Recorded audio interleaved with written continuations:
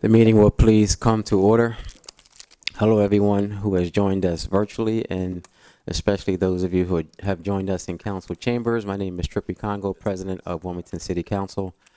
And on behalf of all of my colleagues, we would like to again just thank you for joining us. Please note, for any public comment, there is a Google Form sign-up link in the chat. For any Wilmington residents who resides in the council-meta districts or taxpayers who would like to speak, public comment will take place after non-legislative business. We will have an opening prayer by Akira Granado. Heavenly Father, we have assembled to handle the affairs of our city. As we do so, we ask for your guidance and understanding. We pray that our city reaches a place of peace and safety. Keep us out of harm's way and bless those who are in authority. Let respect be key in all our endeavors. Amen. Amen. Amen. At this time, we will recite the Pledge of Allegiance.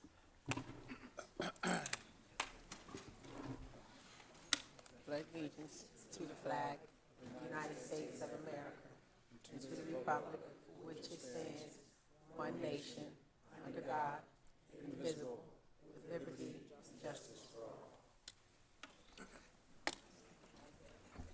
Clerk, please call the roll. Councilmember White, Present. Councilwoman Darby, Present. Councilwoman Oliver, Present. Councilwoman Harley, Present. Councilwoman Fields, Present. Councilwoman McCoy, Councilman Johnson, Here.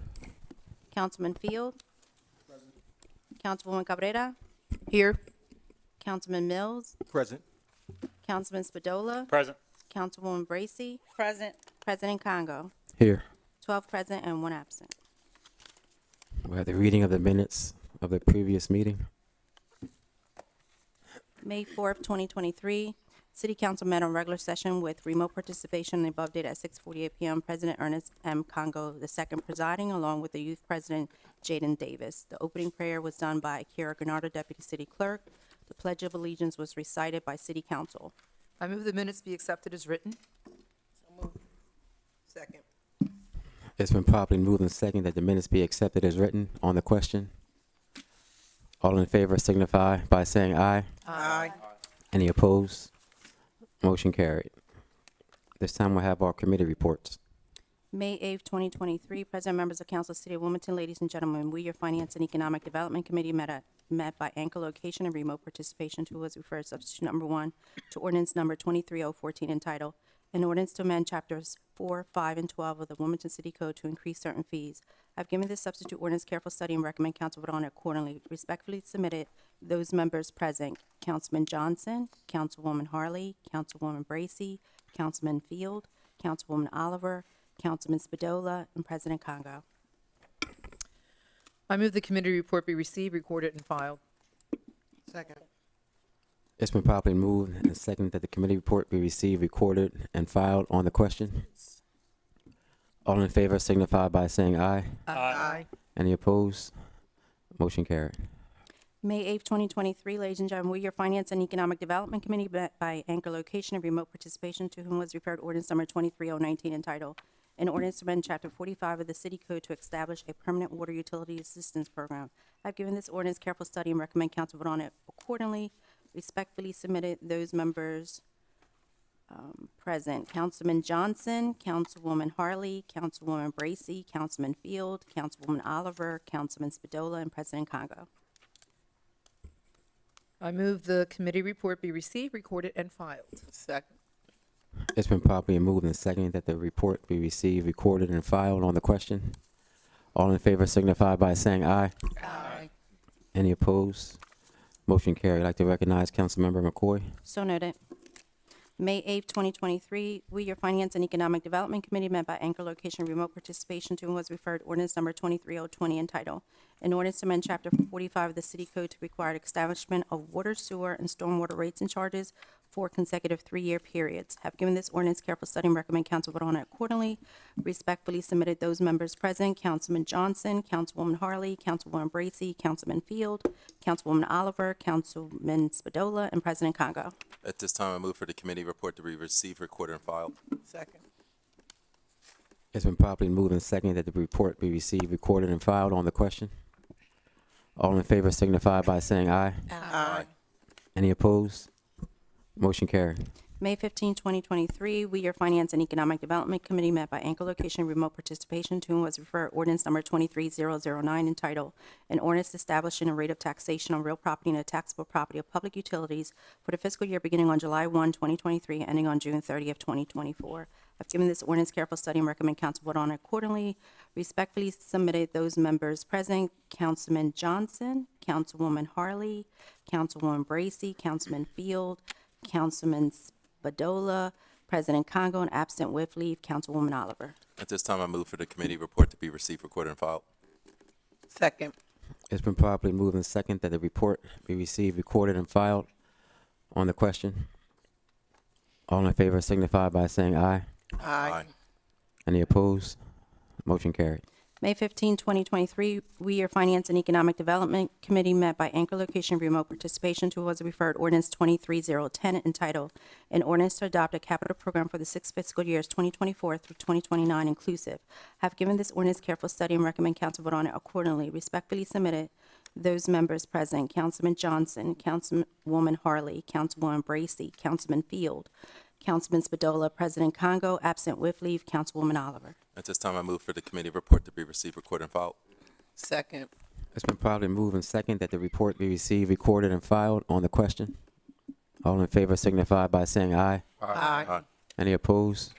Motion carried. May 15, 2023, we, your Finance and Economic Development Committee, met by anchor location remote participation to whom was referred ordinance number 23011 entitled, an ordinance to adopt a capital budget for fiscal year 2024. Have given this ordinance careful study and recommend council vote on it accordingly. Respectfully submitted those members present: Councilman Johnson, Councilwoman Harley, Councilwoman Bracy, Councilman Field, Councilman Spadola, President Congo, absent with leave, Councilwoman Oliver. This time, I move that committee report be received, recorded, and filed. Second. It's been properly moved and seconded that the report be received, recorded, and filed. On the question, all in favor signify by saying aye. Aye. Any opposed? Motion carried. May 15, 2023, we, your Finance and Economic Development Committee, met by anchor location remote participation to was referred substitute number 1 to ordinance 23012 entitled, an ordinance adopting the annual operating budget for the fiscal year beginning on July 1, 2023, and ending on June 30 of 2024. I've given this substitute ordinance careful study and recommend council vote on it accordingly. Respectfully submitted those members present: Councilman Johnson, Councilwoman Harley, Councilwoman Bracy, Councilman Field, Councilman Spadola, President Congo, absent with leave, Councilwoman Oliver. At this time, I move the committee report be received, recorded, and filed. Second. It's been properly moved and seconded that the report be received, recorded, and filed. On the question, all in favor signify by saying aye. Aye. Any opposed? Motion carried. May 15, 2023, we, your Finance and Economic Development Committee, met by anchor location remote participation to whom was referred substitute number 1 to ordinance number 23013 entitled, an ordinance to amend Chapter 45 of the City Code regarding sewer system rates and charges, water rates and charges, and stormwater rates and charges for fiscal years 2024, 2025, and 2026. I have given this substitute ordinance careful study and recommend council vote on it accordingly. Respectfully submitted those members present: Councilman Johnson, Councilwoman Harley, Councilwoman Bracy, Councilman Field, Councilman Spadola, President Congo, absent with leave, Councilwoman Oliver. This time, I move the committee report be received, recorded, and filed. Second. It's been properly moved and seconded that the report be received, recorded, and filed. On the question, all in favor signify by saying aye. Aye. Any opposed? Motion carried. Thank you. At this time, we'll have our city treasurer report. May 18, 2023, total investment $488,336,645.42. Total cash on hand $12,387,758.90. Grand total $500,724,404.32. Submitted by Dwayne Sims, city treasurer. Treasurer. Treasurer's report. At this time, I move the treasurer's report be received, recorded, and filed. Thank you. Second. It's been properly moved and second that the report be received, recorded, and filed. On the question, all in favor signify by saying aye. Aye. Any opposed? Motion carried. I'll accept the motion to move to accept all non-legislative business. So move. Second. Second. It's been properly moved and second to accept all non-legislative business. On the question, all in favor signify by saying aye. Aye. Aye. Any opposed? Motion carried. Councilmember Cabrera, did you want to come forward?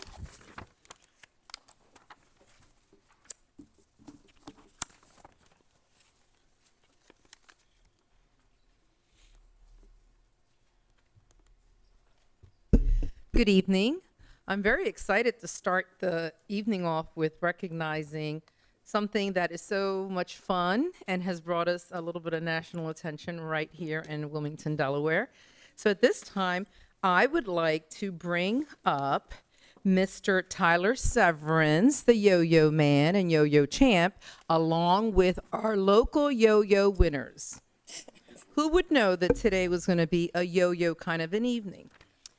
Some of our local Red Clay School District students that participated with the Boys and Girls Club most recently in a competition that took place in March. They're here today, along with Mr. Severance. And did you guys bring your yo-yos? I thought we were going to see the Eiffel Tower, the walking the dog, these very unique tricks that they included. Come on over while I'm reading the resolution. If you want to go get your yo-yos, maybe you can demonstrate before we walk off of here. There you go. Okay, well, let's read the resolution first, and then you can entertain us. Come right over here. You guys can stand right there. So I am just so happy to have this young man here, and he's going to tell us a little bit about himself and how he's one of our locals, but now he is worldwide. So this resolution is sponsored by yours truly. Whereas it is the sense of City Council to honor individuals and organizations who have demonstrated outstanding achievement and deserving of recognition and acknowledgement. Tyler Severance, the yo-yo world champion, is one such individual. Whereas during his childhood, Tyler split his time between his parents' home in Newcastle and Wilmington. Around the age of 8, he received his first yo-yo and practiced diligently. In 2005, the same year, YouTube was launched.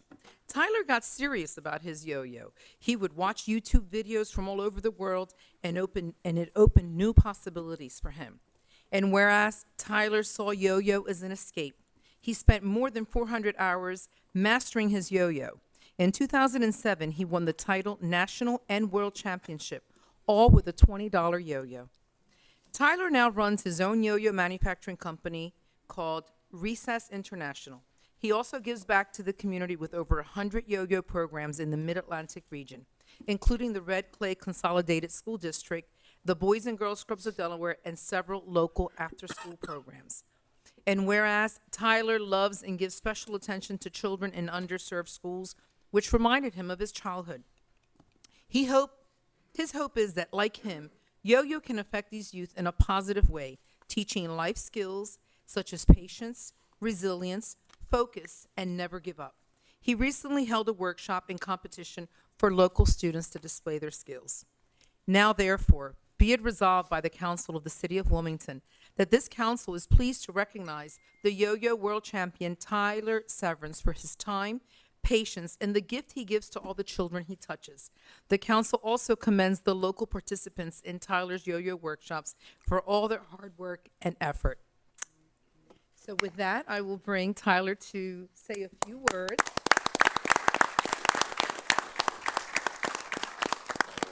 Thank you so much, council members. Thank you to the Boys and Girls Club for providing programming to students statewide. Thank you to Ms. Lowe for everything she does for the Boys and Girls Clubs and making sure students are able to excel, be the best version of themselves that they can be. Thank you, Chase and Lily, for giving me their best effort every week and giving me a chance to teach them.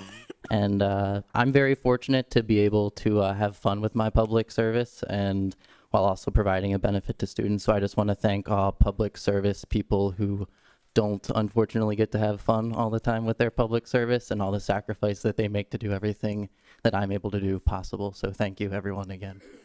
Thanks again. Can you tell me, you guys each can do a trick. Can you tell me what trick you're going to do? She's going to do the start. So let's go forward. There we go.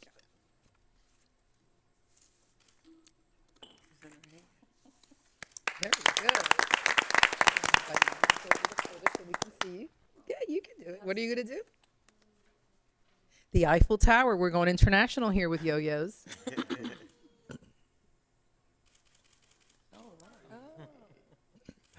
And the yo-yo champ, can you leave us with one as well? Okay.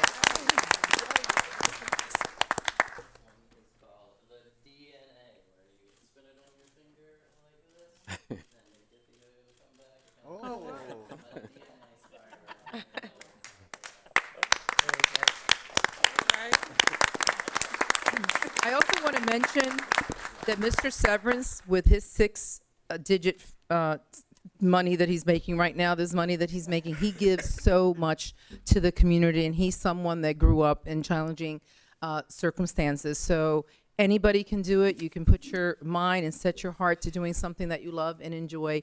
So we thank you for everything that you're doing to give back, to share with our community here locally and beyond, because it really takes a great person to give back. So thank you again.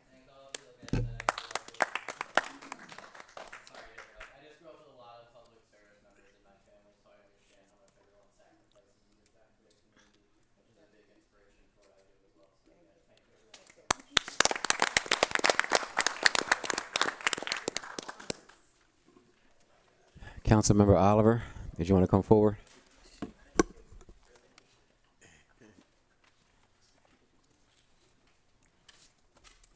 Thank you, thank you, thank you, thank you.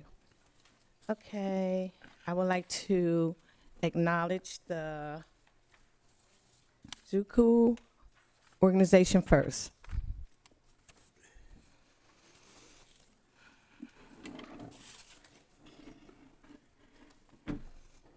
ADA organization first, please. I'm sorry, I'm looking at two different things. Anyone from the ADA organization, please come up front.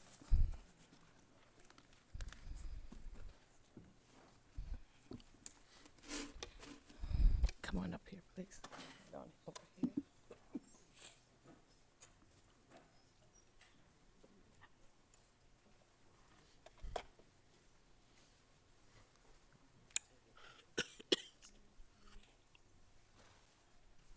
Just come on up over here and line up, please. And Terry, you can come over here. Y'all look so nice.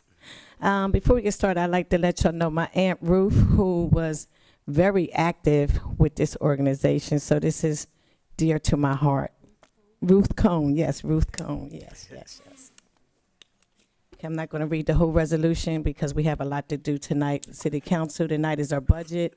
So we're going to allow, I think it's one or two people to say a few words. Thank you. The sponsorship is from Councilwoman Xanthia Oliver and all city council members. It's the Census City Council to honor individuals and organizations who have demonstrated outstanding achievement and deserve to be recognized and acknowledged. ADA Chapter 1 Order of Eastern Stars, OES, is one such organization. And whereas in 1922, the wives and sisters and daughters of Master Mason were motivated to become members of the Masonry Order under the experience preparing meals for the lodge sessions, and group ladies received permission to organize a club formed from the Grand Master and Brother John Herbert.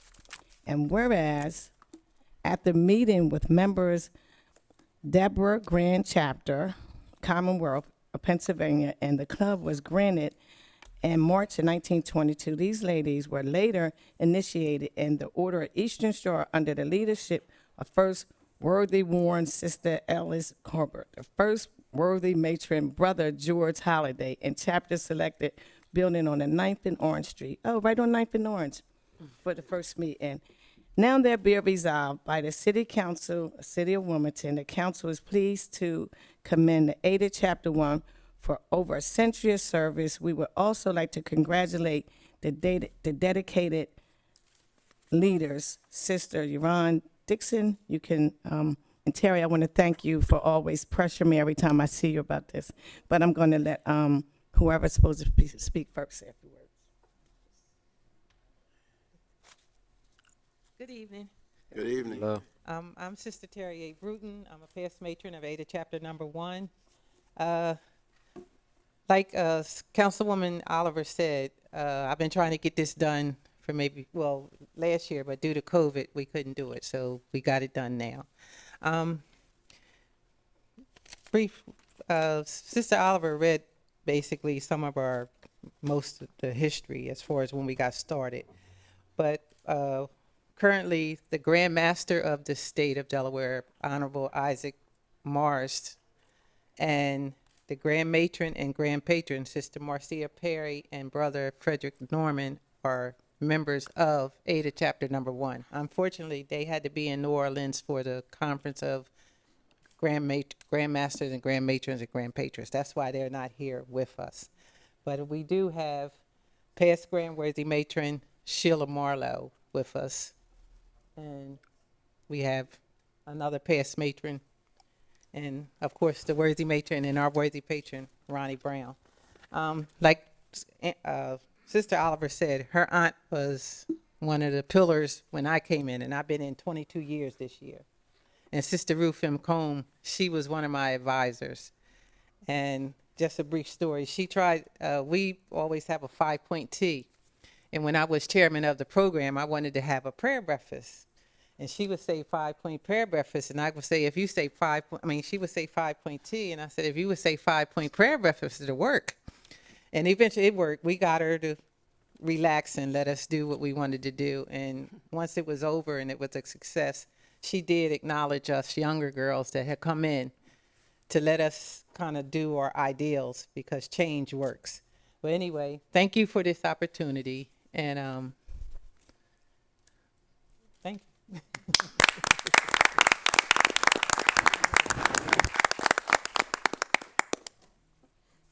Good evening, everyone.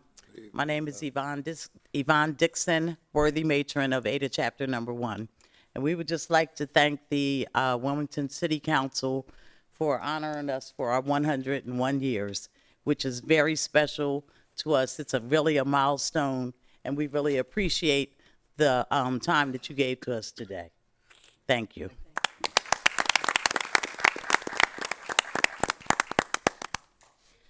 Okay. Yeah, my aunt used to always tell me she wanted me to join this, but it was 2 minutes white for me.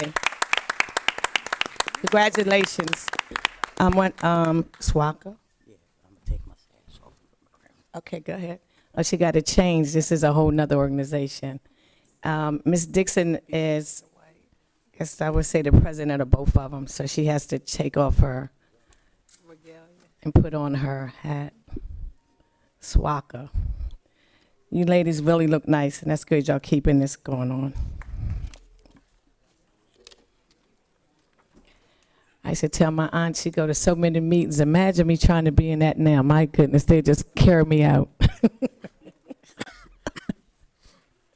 Or not let you in. Right.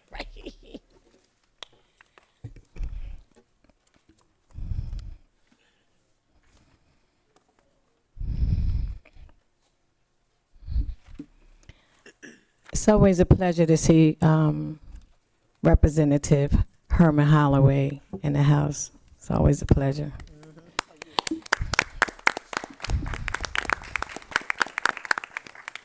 If any other council member females, would y'all like to come up for this next one? It'll be honor be mine. What is it? Councilman Harley, if y'all want to come up. This is Women's Month. Sometimes I just make up some stuff. Tonight is Women's Month. Look on my Facebook page. I support everything. Come on. Thank you. This one. But I'm gonna just say this. Oh, God, it's too much. Say that. Sure. That. Cut that out. Then I'm going there.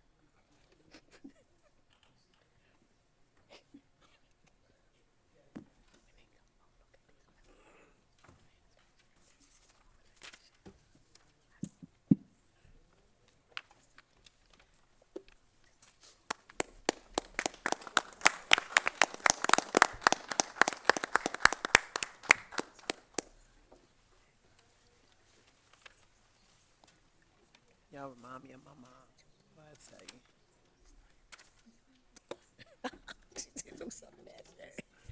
Okay.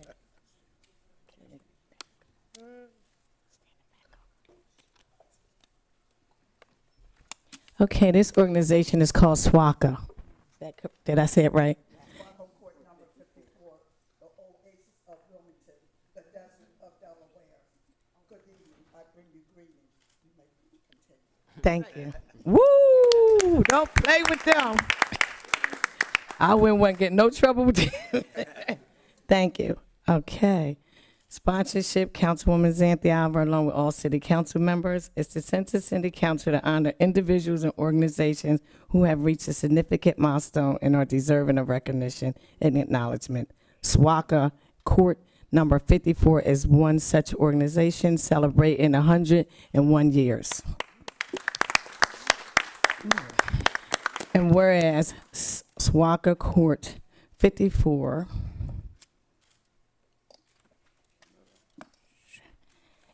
where were we at? Right here. There's a lot going on here.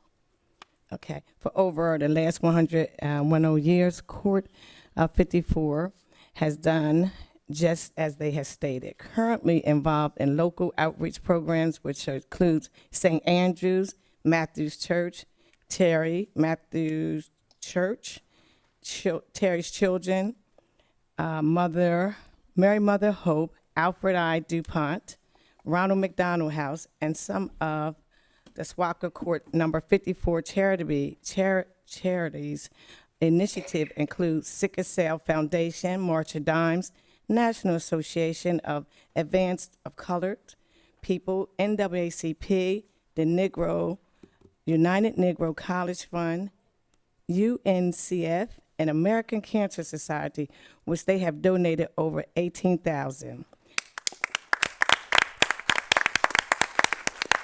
Now there be it resolved by the Council of the City of Wilmington, we salute SWACA, thank you, Court 54, and the commanders, worthy Sister Yvonne Dixon, for her leadership, acts of kindness, and the community support for over 100 years. Okay. And Lester Commanders. Who speaks next?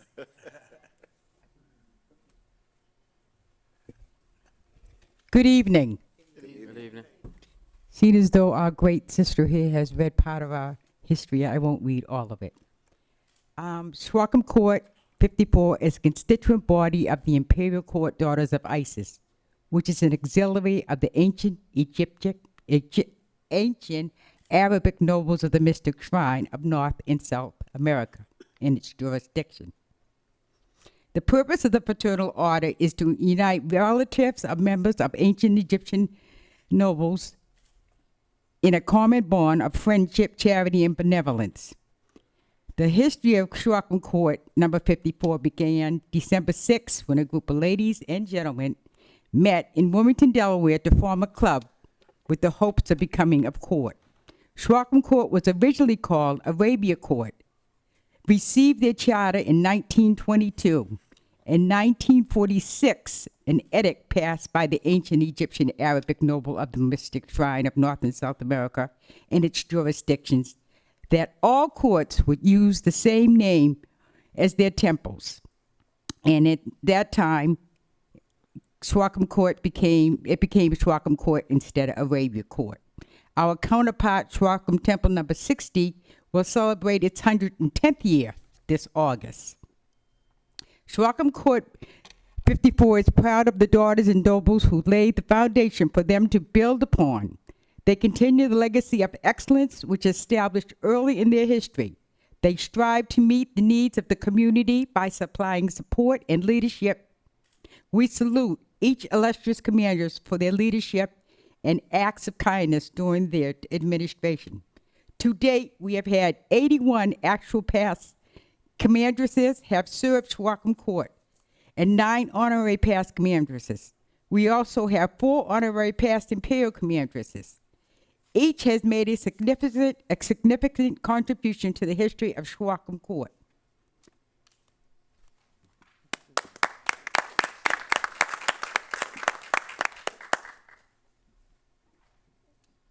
Good evening. Again, we would like to thank you for honoring us for our 100 years at Swackham Court 54. Today, I do have with me our Deputy for the Desert of Delaware, daughter Carla Alton, and also our Deputy for the Oasis of Wilmington, Delaware, daughter Rosalind Benson. And the rest of our Swackham Court members and our advisor. Noble Gary Whitby. Thank you.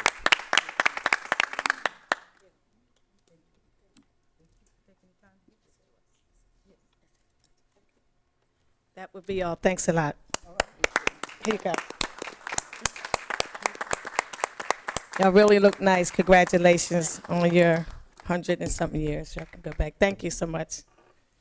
Yes. You look good.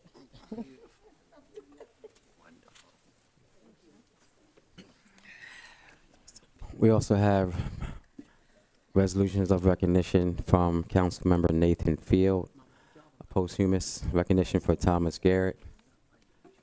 Also from Councilmember Oliver, recognizing Barbara Hicks on her 90th birthday. From Councilmember Yolanda McCoy, recognizing Donald J. Thompson III. And from Councilmember Albert Mills, recognizing Tennis in the Streets. We also have sympathy resolutions coming from Councilmember Oliver, Judith Farnan, Judy Lester, Francis Elizabeth Crenshaw, and Emma A. Smith. And from Councilmember James Spadola, a sympathy resolution for W. Bruce Larson. Again, this is a friendly reminder for all public comment. There is a Google Form sign-up link in the chat for anyone who would like to speak. Your time limit is 3 minutes. Please keep your comments to general matters pertaining to Wilmington's City Councilmanic districts or City Council business, and please do not address any council members directly. Please, if you have to address any of your comments, please direct them only to me. This time,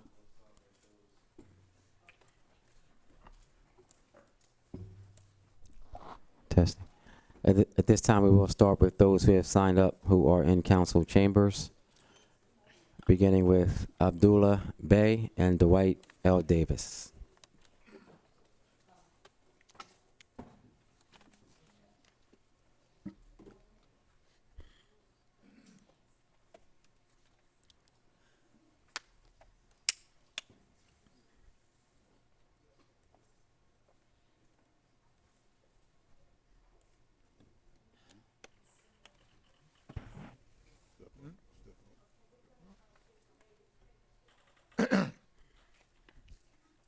Good evening, Mr. President, members of Wilmington City Council, citizens of Wilmington, Delaware. My name is Brother Dwight L. Davis, and I'm a lifelong resident born in the city of Wilmington. I'm here this evening to speak very briefly to something that is being played throughout the nation, and that is the issue of reparations. In addition to that, most of us who are reached the retirement age are very aware that our federal government is debating whether or not to raise the debt limit. So as we decide, our council, whether to pass a budget, we need to be mindful that our United States federal system is under attack by a separate central banking system, which is called BRICS, B-R-I-C-S. The British, Russian, India, China, and South Africa system is attempting to set up a competitive central banking system to compete against the United States dollar. And this is what is causing the issue of reparations to become more and more important. So I'm grateful that you selected me to be a part of this Wilmington City Council Reparations Task Force, but I believe that there is an omission that can be corrected this evening. And that omission is that there is no line item in this year's budget for the Wilmington City Council Reparations Task Force. So when we ask the question, how do we purchase documents that we need to display or to read, we have no resources to do that.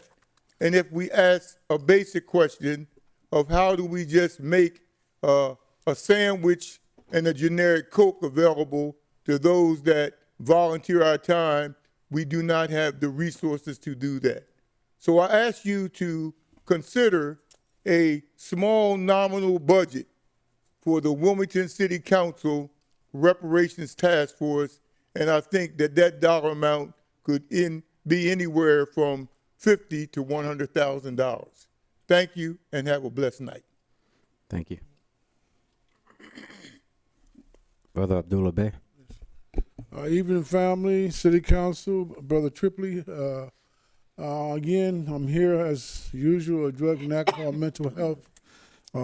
As a licensed counselor, I work at Howard Young and Kent County Probation. The company I work for now, presently, has lost a contract, Sanatorium.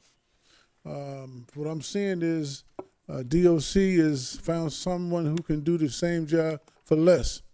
You know, they want to get more for less. I don't think it's going to happen, but we're going to do what we need to do. But I like myself, like doing what Connections was doing.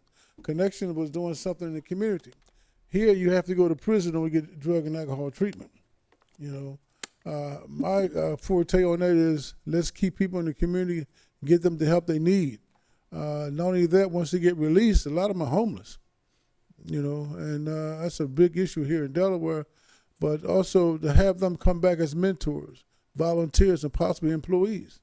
You know, people do change, you know, but the system have to change, you know, so I'm myself trying to do things in the community from where I came from, grassroots, like Connections. You know, before Connections, there was an organization called Black Man Development Center, a program that I'm a graduate of. And we need to bring back the old school type of thinking and behavior because we got too much violence going on in the community. You know, so we got to spend time with these individuals. I myself, when I do my individual sessions or group sessions, and the type of thinking that they think is like, where did you get that from? Why do you think the way you think? Why you do what you do? A lot of times they don't know. You know, so we need to get mentors. We need to get positive people. And who best qualified to do that? Somebody's been there. You know, I'm one of them individuals, you know. It ain't so much the degrees you guys experience. We need a lot of people here in Delaware who have not only the degrees, but they have the experience. Because I'm working with a lot of people, you know, don't have no experience in drug and alcohol counseling and treatment, especially in the prison setting. You know, so again, I'm bringing this idea to the City Council, State of Delaware. Let's get more involved. There's some people dying out there with drug and alcohol problems and mental health issues. You know, so. Thank you for letting me share. Thank you. Thank you.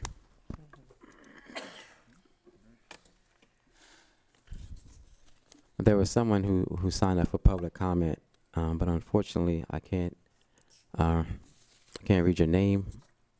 So if there's anyone who signed up, Ayana Khan, I do have you, but there was also someone else who signed up. Is there someone in chambers?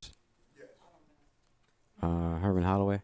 Yes. Okay, you can come forward, and then Christian, we have you. And ma'am, you signed up also? I did as well. Okay, may I have your name, please? Rosalind Shepard Wilson. Okay, thank you. She there? That's maybe her. Mr. Holloway, may come forward. That's it.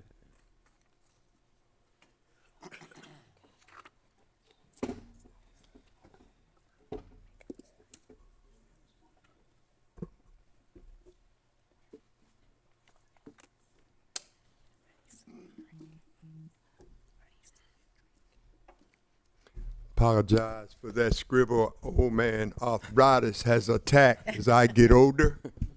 And if you live to be old enough, he gonna get you too. Mr. President, members of council, I come to make a brief announcement.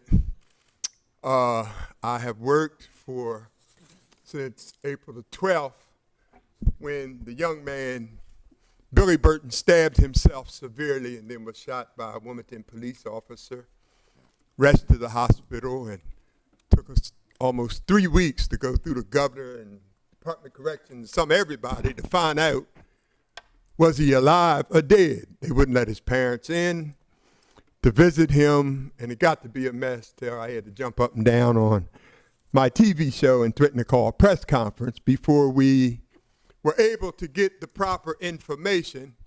After a second call I had of my staff to the governor's office, I didn't know what happened to the call I left. It was on the answer service. I know John Carney very well, good friend. But the second call, it got some result. And we realize now that the brother had been moved. He wasn't dead. He had been moved from the Christiana Hospital after several weeks while the parents could not visit or see or whatever. Mixed emotions on all of that and misinformation. Bottom line, he was moved to Gander Hill. He was doctored on in the infirmary after the hospital, and he is recuperating very well. I saw, I guess, 8 or 9 times your city council meeting running on a repeat. And I heard some of the brothers and a young lady that called in talked about something need to be done and this, that, and the other, whatever. Things were being done, but we couldn't get the information out. And the family decided, I want you to understand that they didn't see any reason to take the camera off of the officer, because we could hardly see it. We seen it. And the chief even said, to be honest with him, Brother President, if they wanted, when we met with him, he would show it. The family said no. Said, let's wait and see, maybe later on. So anyway, bottom line, they went to court this morning. The judge said that after 2 or 3 hours of testimony, whatnot, she did not see the reason for the charges or the shooting. She dropped everything. And the young man was to be picked up either this evening when they get the paperwork done, and his mother and father to go to pick him up. So setting the record straight, that's the situation. And some of you, as I close, Mr. President, please get involved in your districts when these things happen, because your help is needed. Your help is needed. I thank you. Thank you. Ayana Khan.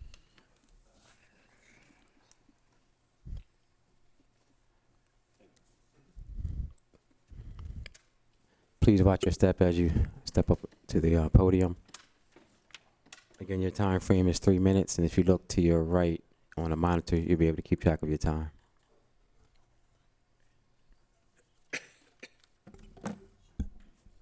Good evening, everyone. Thank you, members of Wilmington City Council and President Congo, for the opportunity to provide comments.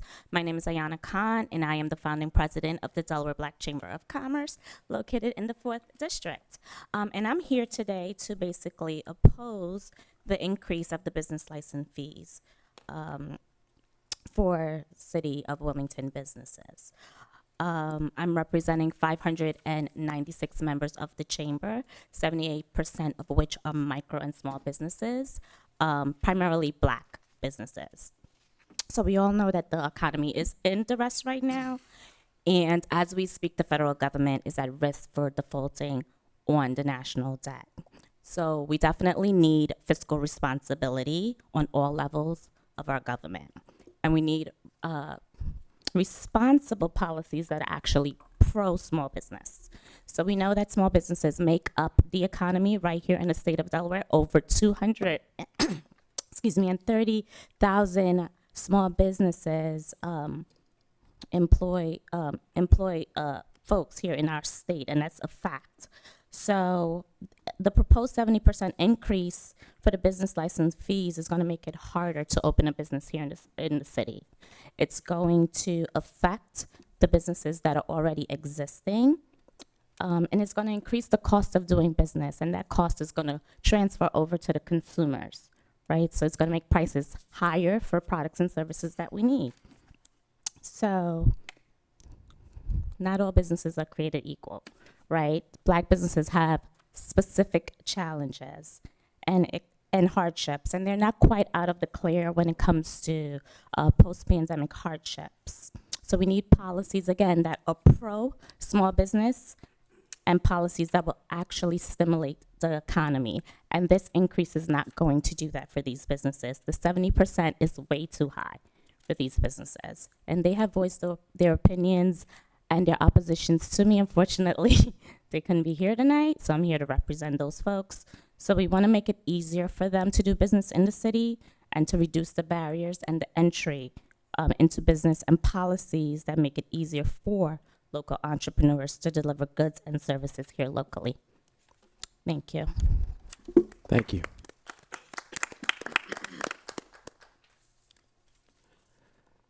Next, we have Ms. Rosalind Shepard. Ms. Shepard, please remember to introduce yourself. You can come over to my left, and please watch your step as you come up to the podium. And if you look to your lower right, you'll be able to see the monitor with your time. I'm not going to take too much of your time, but I am going to say this. I'm the oldest living member of the Shepherd family, meaning Walt's Flavor Crisp Chicken. I'm the oldest living member of the family. I have 2 autistic grandchildren out of 11. President Congo, they belong to you too. Autism runs in your family. And because they're autistic, because my daughter chose to have children with Joe Harrison. Moving forward, they reside in the city of Wilmington. And they reside in the 1st District, 9th Ward, where I owned Excel Quality Finishing Cleaners for 10 years. Miller Road, 3203 Miller Road. I provided all kinds of services to the Delaware court systems, judges, and I got beef. And the beef that I had, that there is a cone at 3108 Jefferson Street. This cone has created havoc for my family. My daughter lives in fear. 2 guns have been pulled on my grandchildren and myself over that orange cone. And I'm going to tell you where this orange cone comes from. First of all, they're a theft of property. You stole them from some construction site. And the city is exploding with them. Everywhere in the North 9th Ward District. I've been in that district for 60 years. I was raised by Violet Elizabeth Shepard with no known date of birth, Harry Shepard's mother. We just know 2/22, February 22nd, birth year unknown. Now, I have made a complaint with this gentleman here, a former one, because the city of Wilmington thinks it's a joke. I drive from Maryland, 1 hour, one way, to provide shakes, meal replacement, because these kids are 4 and 5 years old, nonverbal autistic. Your time is up, man. The city of Wilmington is putting a sign in front of the house. But somebody better get this gun, because the daughter's pulling a gun and the mammy's pulling a gun. as early as yesterday. They're stalking these children, name calling.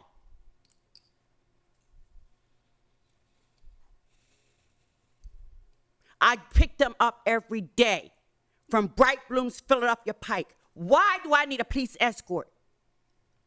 And Wilmington police don't want to get involved. They say, call me when I get close.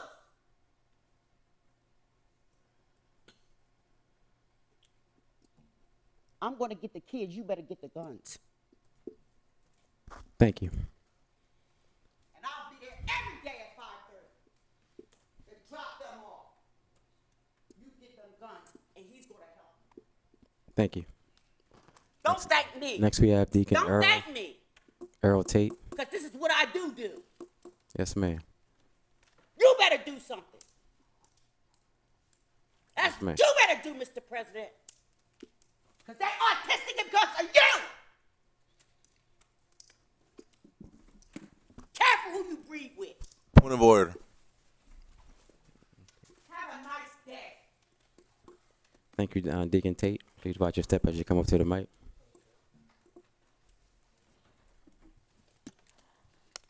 Good evening. I like to say that I'm glad to see that they're doing some work on the streets over my way, fixing up some pipes and everything. But when it comes time to fix the streets, to lay the new street down, I'm hoping and praying that they won't do patch up work, but that they will do the full length of the work, because we need our streets to be drivable, to be suitable, not to be bumpy as it is. Second thing I like to say is that the parents need to take back their responsibility of disciplining their kids, because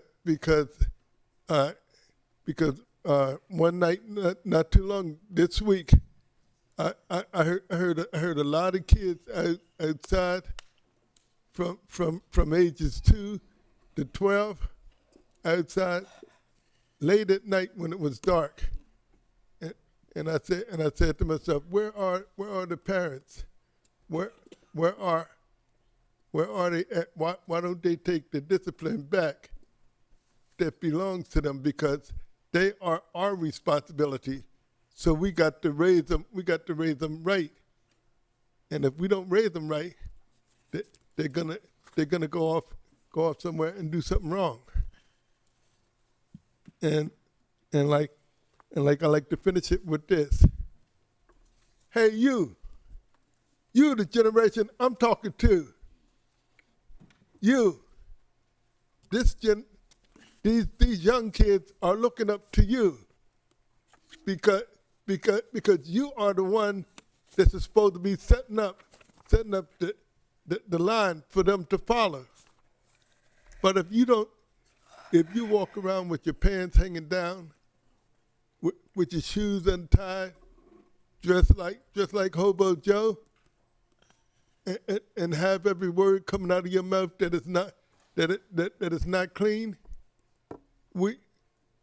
you got to straighten up and fly right, because these younger kids are our next generation, and if we don't want them to end up in jail You have 30 or seconds. in the grave, we got to make them.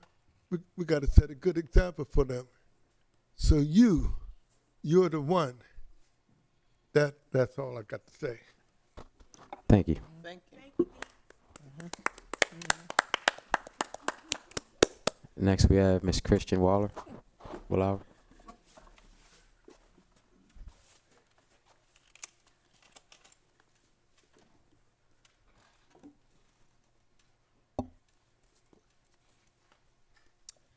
Good evening, Council, and thank you, President Congo, for the opportunity to speak. My name's Christian Willauer. I'm a city resident, and I'm also part of a coalition of organizations that's working on fine and fee reform in the city of Wilmington. And so I just wanted to make some comments about the budget process. And the budget that was presented to council was balanced. And at the start of this process, there's going to be a vote tonight on the budget. The budget that was presented to council was balanced, and it included reducing parking tickets to $25, no increases to business license fees, and a 1-year increase of 5.7% to water sewer. And tonight, you're voting on a budget and legislation that includes leaving parking tickets at $40, increasing business license fees of 65% for most businesses, and a 3-year increase on water sewer of 5.7% a year. And my question is, why? And I would just urge you, the budget doesn't have to be finalized until the end of this month. I would just urge you to take time to get closer to the original budget, which was balanced and included reducing parking tickets to $25, no increase to business license fees, and a 1-year increase to water sewer rates. I think that'd be more fair and better for the residents of Wilmington. Thank you. Thank you. I'd like to accept a motion to extend public comment. Second. So moved. It's been moved and second to extend public comment. All in favor signify by saying aye. Aye. Any opposed? Motion carried. At this time, we will move to our online constituents. First, we have Oba Jackson.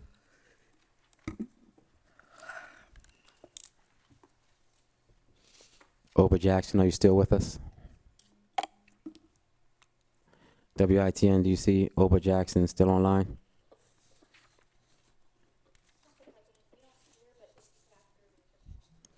Oba Jackson, can you please raise your hand?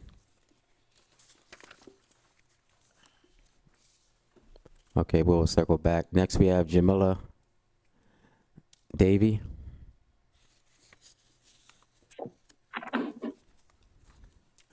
Jamila Davy, Yes. thank you for joining us. Thank you. Thank you, President Congo. My name is Jamila Davy. I am a resident of the West Side and a member of the neighborhood group Green for the Greater Good. And I have a comment today about the budget. Our group formed about a year ago after the city's proposal to demolish the Rodney Reservoir with the vision of residential development.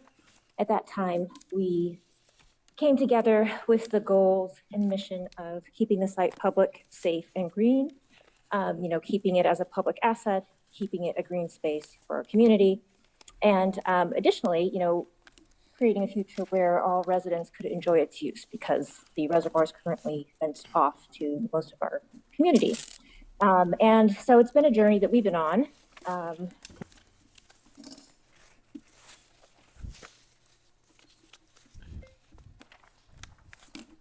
We can't hear you, Miss Davy. Sorry about that. I went back on mute for a moment. Huh? Okay, thank you. We can hear you now. So I'm not sure where I left off there, but our goal is to keep the site public, safe, and green. In his budgetary address, the mayor, Mayor Przicki, said that he plans to now transform this site into a beautiful public park. And so after watching and looking at the documents, we see no actual allocation for bringing this park into being. So this is a question, public comment, but a question and a clarification that we seek. We know that the actual demolition is to be funded by state bond bill money, but we are looking for clarification on where funds will come from to fund the state park, the beautiful public park that the mayor spoke about in his budgetary address on 3/16. So that's my comment. Thank you very much. Thank you. Next, we're going to circle back to Oba Jackson. Oba Jackson. We'll move on to Jaleel and Shanira Adams.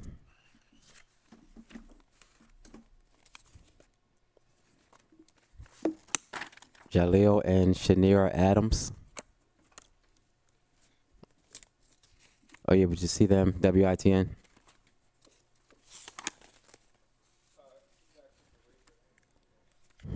If Jaleel and Shanira Adams are online with us, please raise your hand. We'll move. Next, we have Lynn Keelhorn.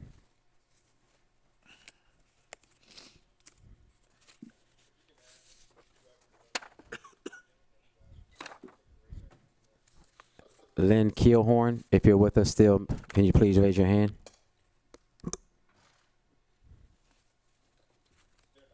No, okay, thank you. Next, we have Miriam Deddy.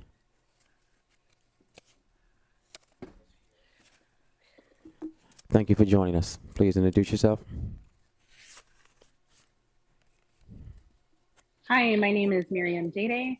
I'm a resident in Wilmington, and I wanted to speak to urge the council to not support really all of these across the board fee increases.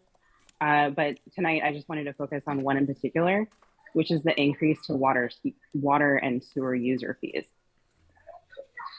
The biggest problem with raising the cost of these water fees is that it's not going towards water.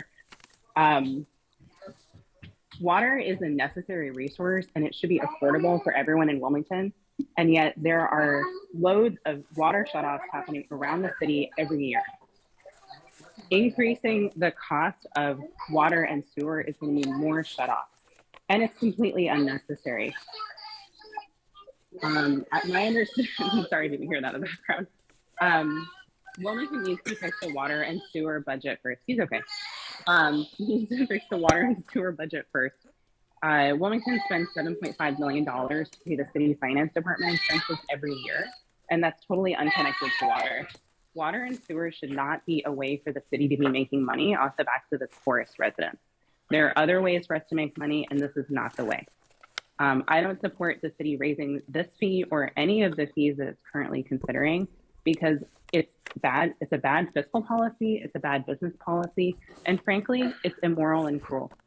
So I urge all of you to please not vote to increase the water fees, the business fees, thank you, and to decrease the parking tickets. Thank you. All right, thank you very much. We're going to circle back to Oba Jackson and Jaleel and Shanira Adams.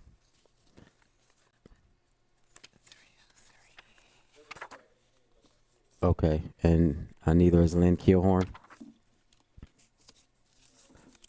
Okay, thank you.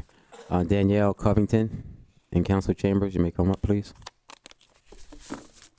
And please remember to introduce yourself, and when you're coming up to the mic, please watch your step.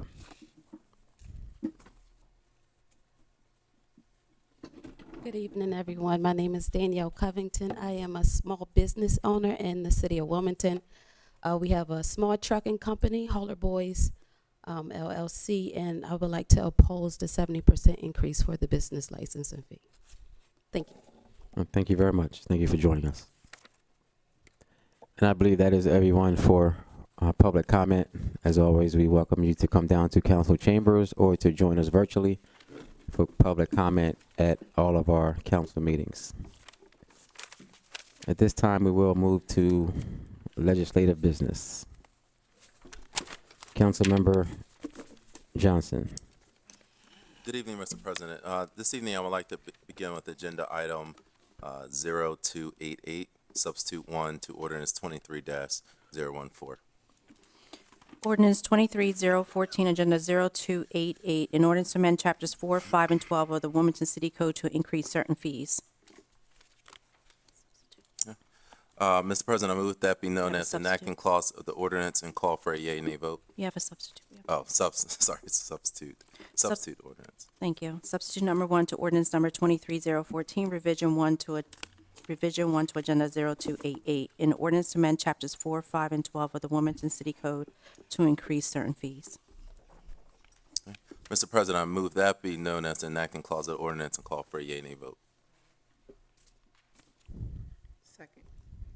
It's been properly moved and seconded that be known as the enacting clause of the ordinance, of the substitute ordinance, and called for a yea or nay vote on the question. Yes, Mr. President. As a sort of just ground frame, the fees in this ordinance have not been reviewed for many years. As long as 55 years ago, we've had fees that have existed since the early 2000s even. So we have a lot of costs that the city has assumed, and that has put us in a budget deficit.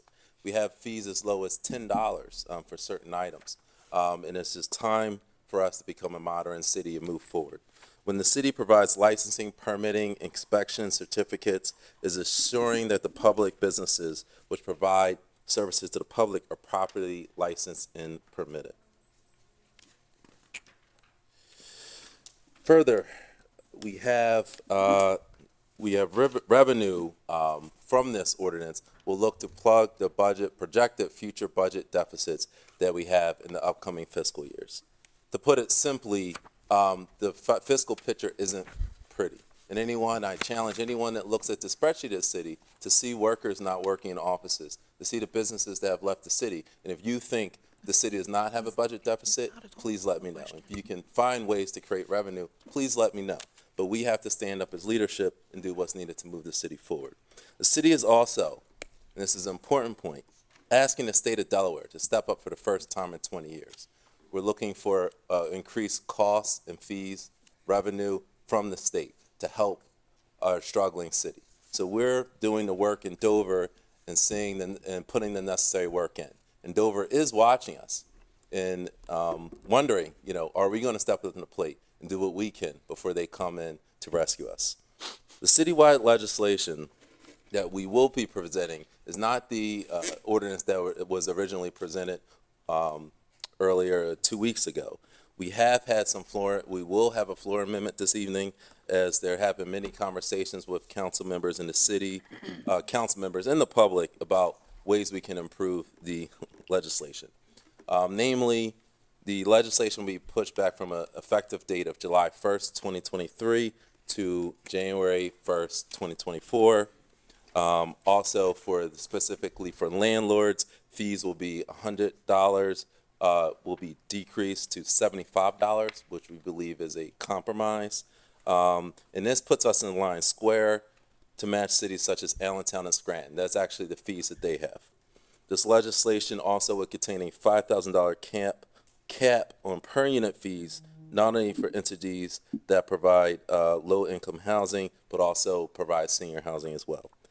Housing entities that have a mix of low-income and elderly and also non-low income will not qualify for the $5,000 cap. So we've cleaned up some language in there. The ordinance does not affect housing providers for nonprofits, and that's key because there was some misinformation out there that nonprofits were included. Nonprofits were never made to pay increased fees. We've heard a lot of debate about this, but this continues to move our city forward. We heard from the small business community. That's why we have a startup business exemption. So if you're a new business in a city, we are supporting you. We are saying if you're a new business for less than 3 years, and if you have less than 10 employees, anywhere from 0 to 10 employees, we hear you. You will be at the original fee. So if your fee was, say, $180, it would stay at $180. So we heard the business community. But we also heard the community in looking at this year's budget. This year's budget, and I have to correct the record, this year's budget did not include neighborhood stabilization money and money to our small businesses. But council, we fought to get this money. So we have $1 million going to Office of Economic Development's Small Business Support Fund, Strategic Fund. $300,000 of that is specifically for minority and small businesses. This is a key element of our legislation. So these businesses, the existing businesses that aren't new businesses, is important because these existing businesses that are struggling, we hear, we have the small shops, the mom and pops, the trucking company. We hear them. And that's why we have the strategic fund set up. If you're struggling in Wilmington, you never have to worry. We've had, even since COVID, we've had American Rescue Funds money, we had Wilmington Alliance, we had Westside Grows implementing the grant programs. If you're a small business that has some of your financials together, there's money out here. So the misinformation that these businesses cannot get access to grants and funds is frankly appalling. And it might be because a disconnect in the world we live in, but we have to deal with facts. And the facts are there's money out there as small businesses. If you have you have a profit and loss statement, something, financial statements, we can help you get the money that you need to help survive. So if there is a fee increase, so say if it goes from $180 to a new fee of $300, $120, yes, that might stretch your budget, but we hear you. And on council, we're putting the money in our budget to help those small businesses. Then we talk about, the landlords. Again, as I went over, we've definitely heard from them. We've been in town halls. We've listened. We've gone back and forth. I know they're not necessarily happy with the $75, but again, this puts us in line with similar towns, Allentown and Scranton, similar size. And again, it's just the cost of doing inspections has increased. We got to pay our inspectors more. That's going to be coming up. So, this is again a compromise. In politics, often it's hard to take, but it's a compromise. It's a push-pull. We can't get everything we want, but we can continue to move the city forward. So if we really look at this budget,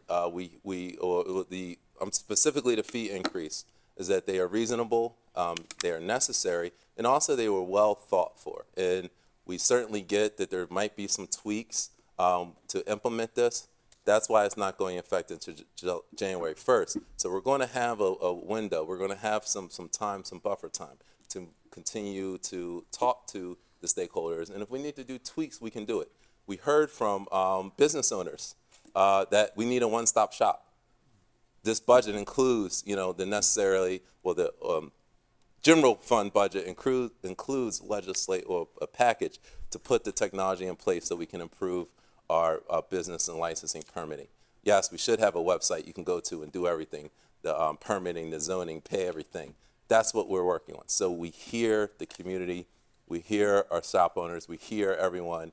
And when you look at our budget in total, it includes hearing from the community. So I get there's concern, but we have to deal with the facts. We can't deal with misinformation. We've made a lot of concessions. We've pushed administration, challenged administration, and we're ready, and we successfully are moving forward with investment in our community. So at this time, I would like to, because we're still dealing with the original ordinance, so at this time, I would like to make a floor amendment.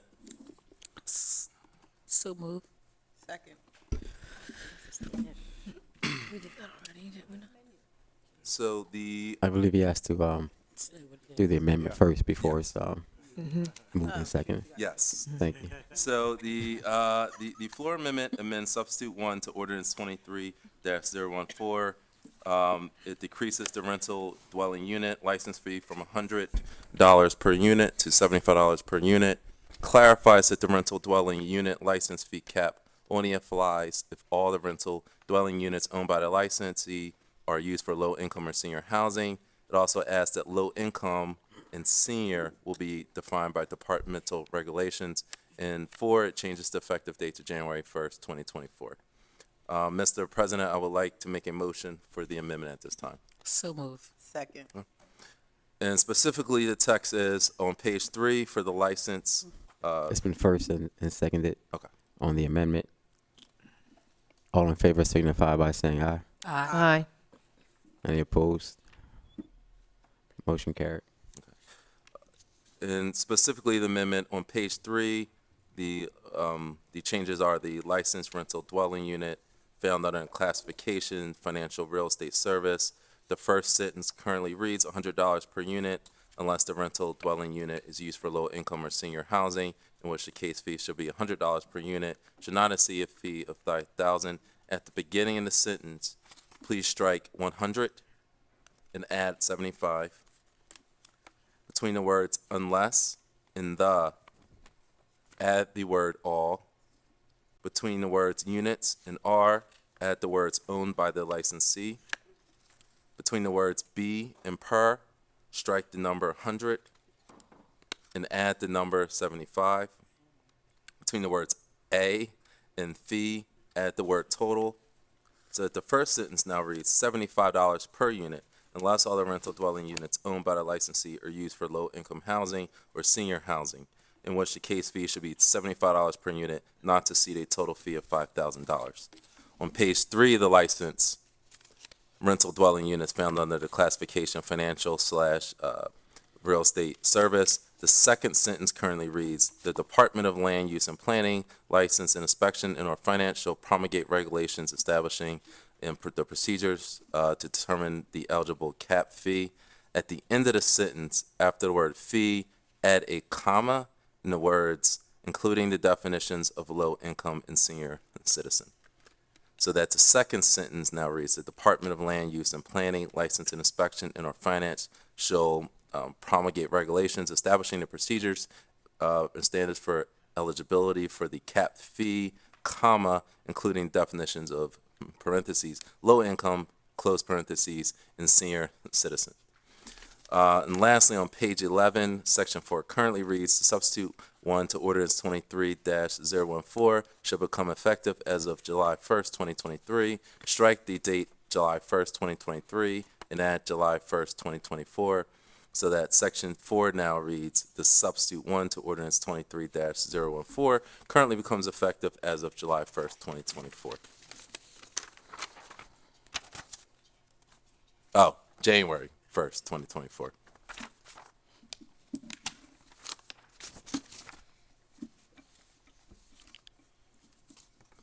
Is it? Thank you, Councilman Johnson. Are there any comments from any council members?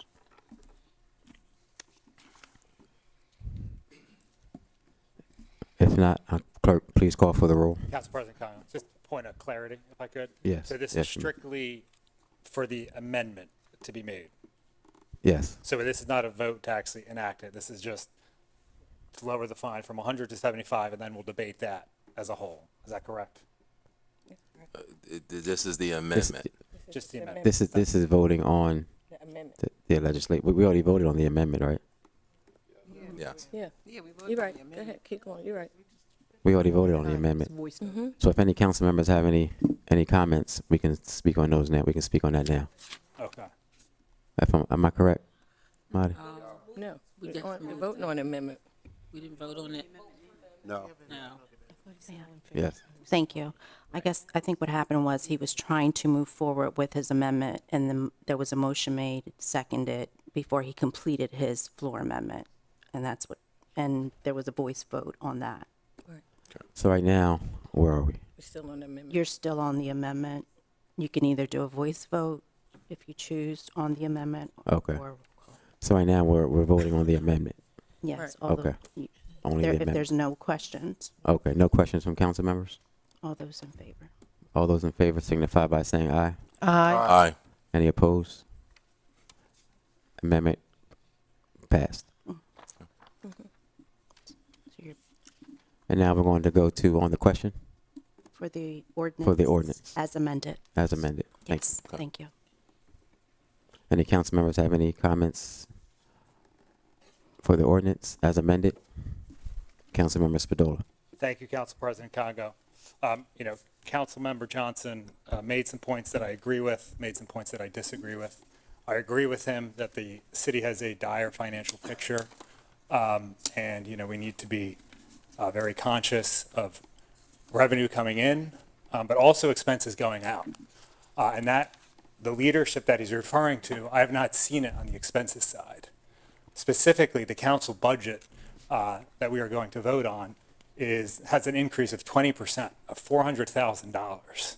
That is about 1/3 of the revenue raised from these fee increases alone. So to me, they're linked. You can't have one without the other. And so we're showing no leadership at all. And to me, it's a slap in the face to the business owners that will deal with these deal with these increased fees while we're increasing our own budget by 20%. And so we can agree on the need to raise the fees because they haven't been raised in so long. But to me, just as Delaware raised the minimum wage, they did it on a schedule. they let businesses plan for it. They said I think it was 5 years, the minimum wage is going to be $15, and it went up around 10 or 20% a year. When we're talking, there's no, it's not the business owner's fault that the city was negligent in keeping fees on pace with inflation. So we need to be conscious of the business owner situation as well, and do it on a schedule. And I brought up those concerns multiple times. They were not heeded, and that's fine. But as it is, I am not inclined to support the legislation tonight for those two reasons. Thank you. Thank you, Councilmember Cabrera. Yes, I do want to comment that there's been a lot of discussion with this legislation. Most recently today, I was on the Rick Jensen show again addressing the fact that we are raising fees in the city across the board, reminding people that some of these fees have not been raised, most of them from 20 years and some as many as 40 years. I think what happens is, the Delaware way, we all want to go along and get along, and nobody wants to do the difficult job that requires when you have to do things that are unpleasant and unpopular. But I'll say it again, as I say it often, leadership isn't easy. We might look at a balanced budget now in 2024, but 2 years from now, it's not going to be balanced when you look at the projections. So we have to take some action to start to get to that point.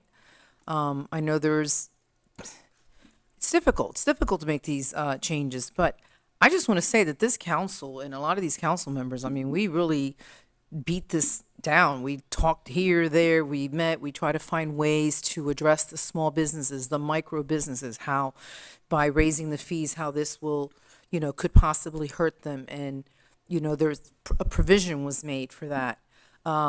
Went to a town hall with the landlords, Councilmember Darby and I and Councilman White, and we had discussions, thoughtful discussions with them.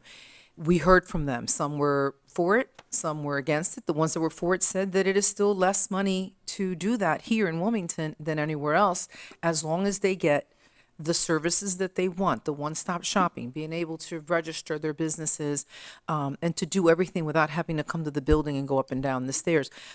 The elevator. I feel that we listen to them. It's not perfect. It's compromise. By reducing those from $100 to $75. I know some would like to see it less than that, working with the micro businesses. But as painful as this, it's something that we have to do. And I just remind businesses that this is part of your business expenses that you can deduct, and that we are putting other resources into the budget to help the community. And as mentioned by Councilman Johnson, to be able to support our small businesses. I am in support of this. I've been working hard to listen to the community and to meet and speak with my council colleagues to see how we could come with some compromise to ease some of the pain. But at the end of the day, it is painful and leadership isn't easy, but I do plan to vote for this.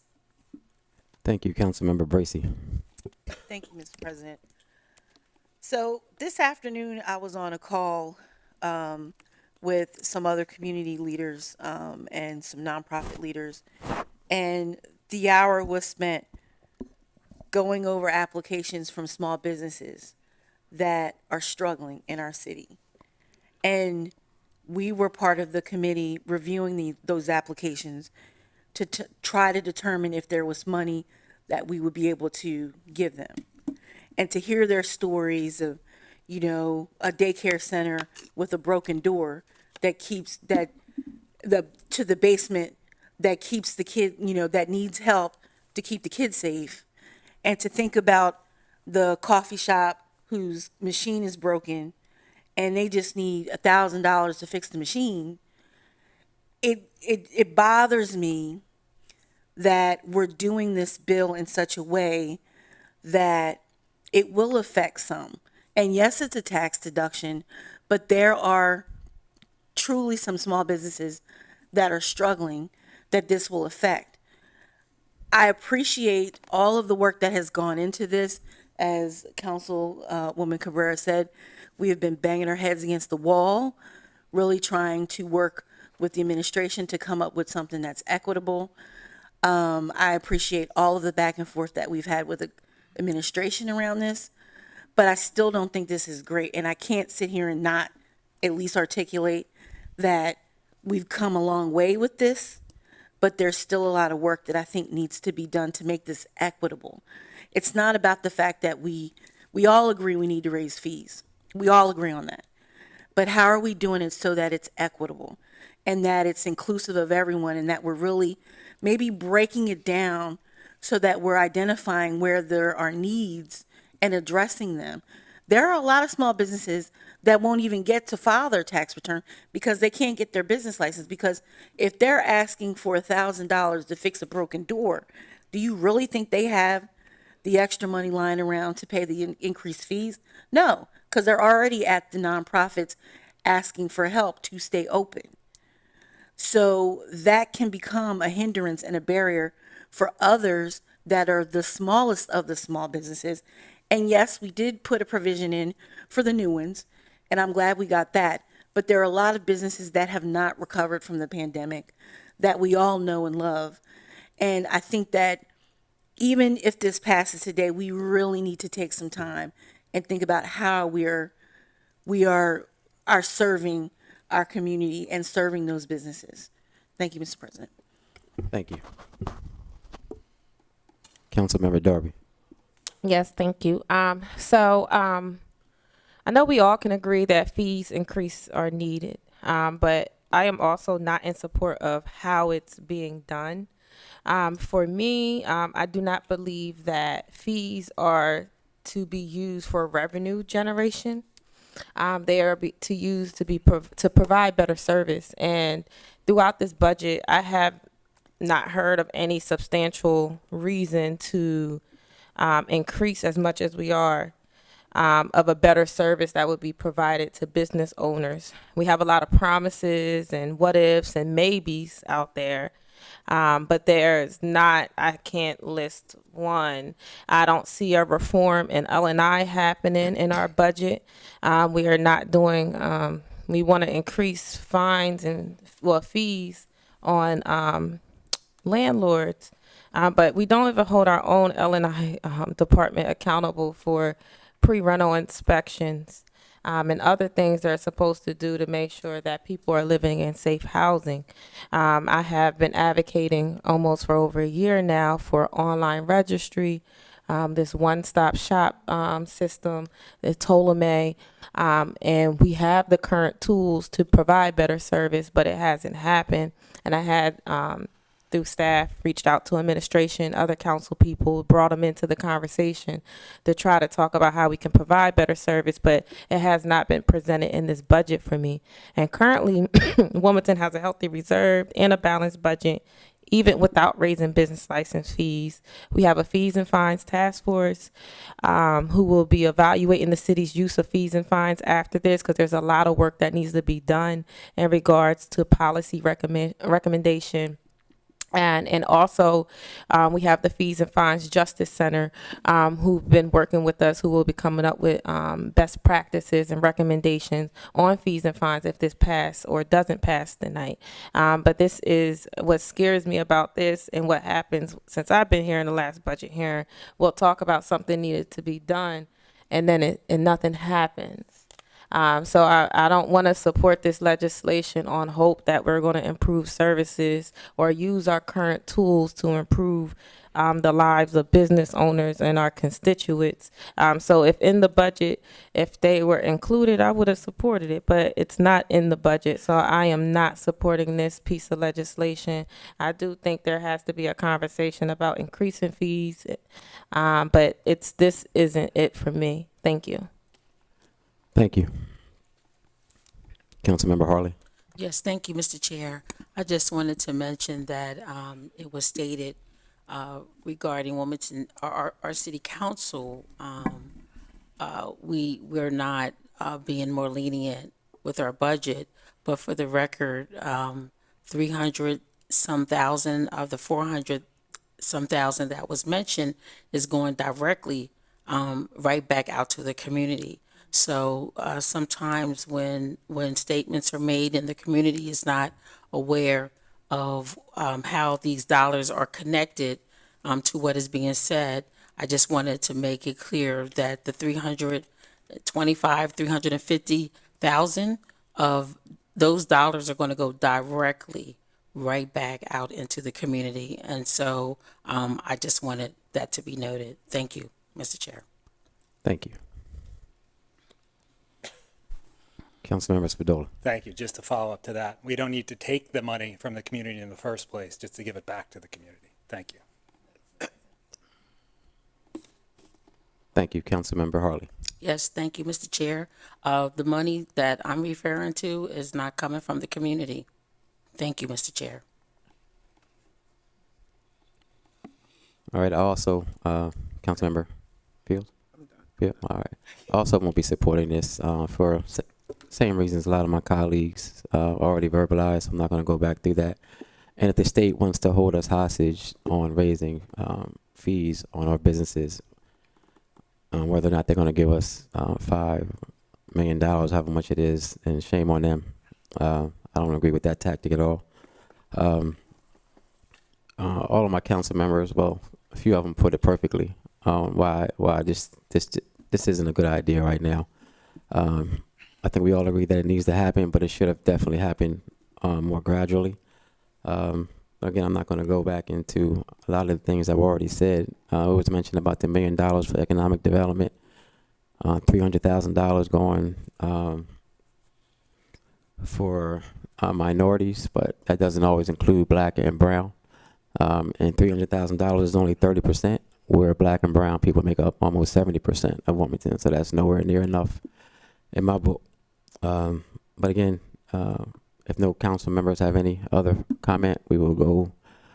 Clerk, please call for the roll. Mr. President, I would like to make closing comments. Yes, Councilman Johnson. I certainly, look, this is, we have to deal with reality on council, and we have to look at improving the atmosphere for our black and brown businesses.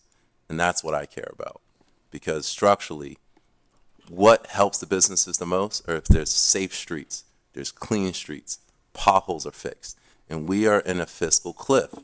We're doing a compensation study right now on City Council about how to raise salaries across the board. Our hardest working workers, sanitation and parks, they need a raise. All of our workers in all city departments need raises. That is coming soon. We're going to get that report soon.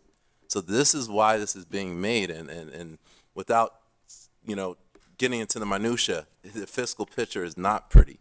And if you want to be like one of our neighbors, you don't want to be a town like Chester, Pennsylvania, or Camden, New Jersey, the struggling towns that were once great, then you can do it. But I know while I'm in leadership and I'm here, I will not let our hardest hit communities struggle. And that's the thing. We can't look short term. We have to look long term. And to raise the wages that are coming soon, we have to share sacrifice. Last year, in the previous fiscal years, it was homeowners who bear the brunt. And that was a lot, right?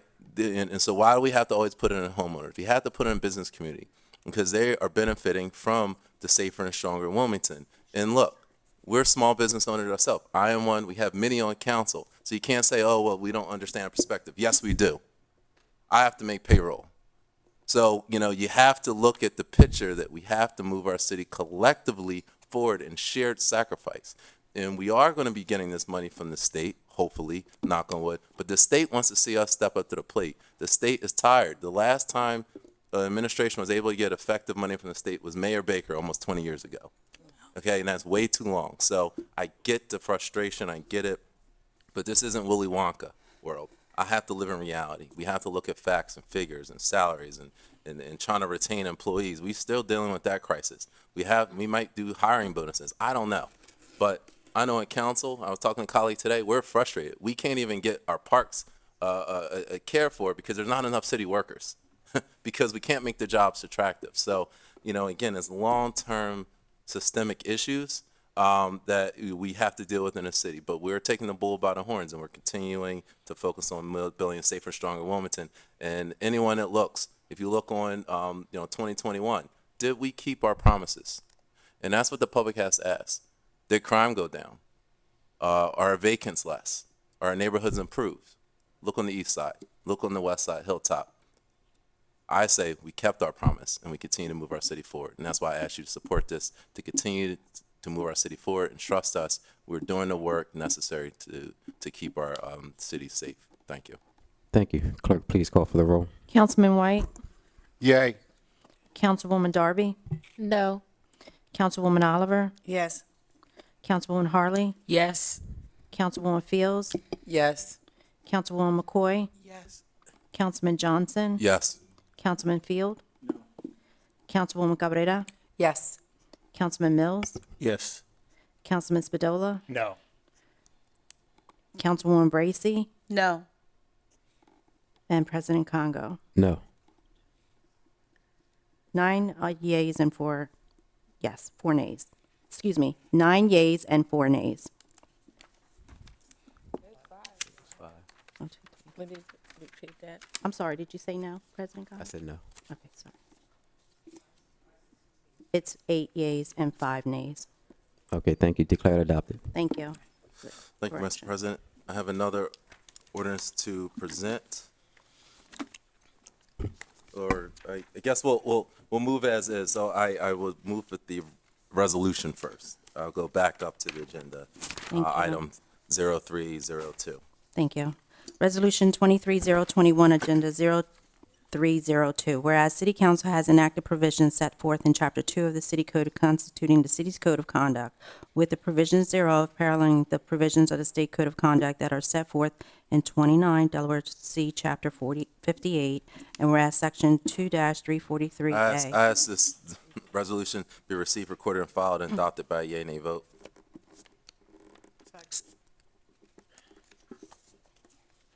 Okay. It's been properly moved and seconded. This be received, recorded, adopted by a yea, nay vote. All in favor signify by saying aye. Aye. Aye. Any opposed?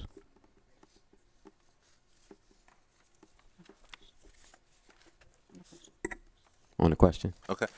This is a resolution being presented for the administration. It is expressing City Council's concurrence with Mayor Pazicki's appointment of Blair Clark to the Wilmington Ethics Commission, effective as of the date of this passage. And that's all I have. All right, thank you. Any council members have any comment? Clerk, please call for the roll. Councilman White, Yay. Councilwoman Darby, Councilwoman Oliver, Yes. Councilwoman Harley, Yes. Councilwoman Fields, Yes. Councilwoman McCoy, Yes. Councilman Johnson, Yes. Councilman Field, Councilwoman Cabrera, Councilman Mills, Yes. Councilman Spadola, Yes. Councilwoman Bracy, Yes. President Congo. Yes. 11 yeas and 2 absent. Declared adopted. I got my count off today. I'm human after all.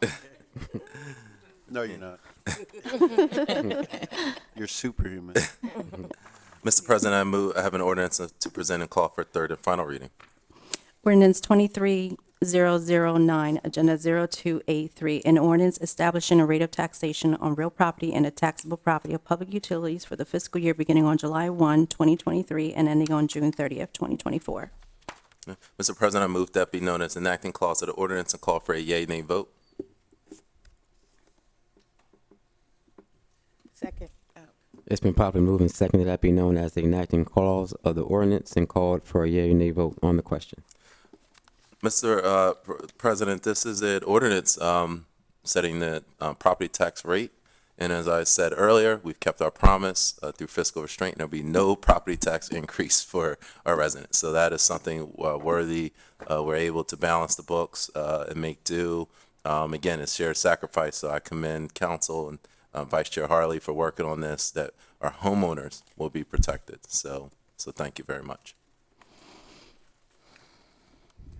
Thank you. Clerk, please call for the roll. Councilman White, Yay. Councilwoman Darby, Yes. Councilwoman Oliver, Yay. Councilwoman Harley, Yes.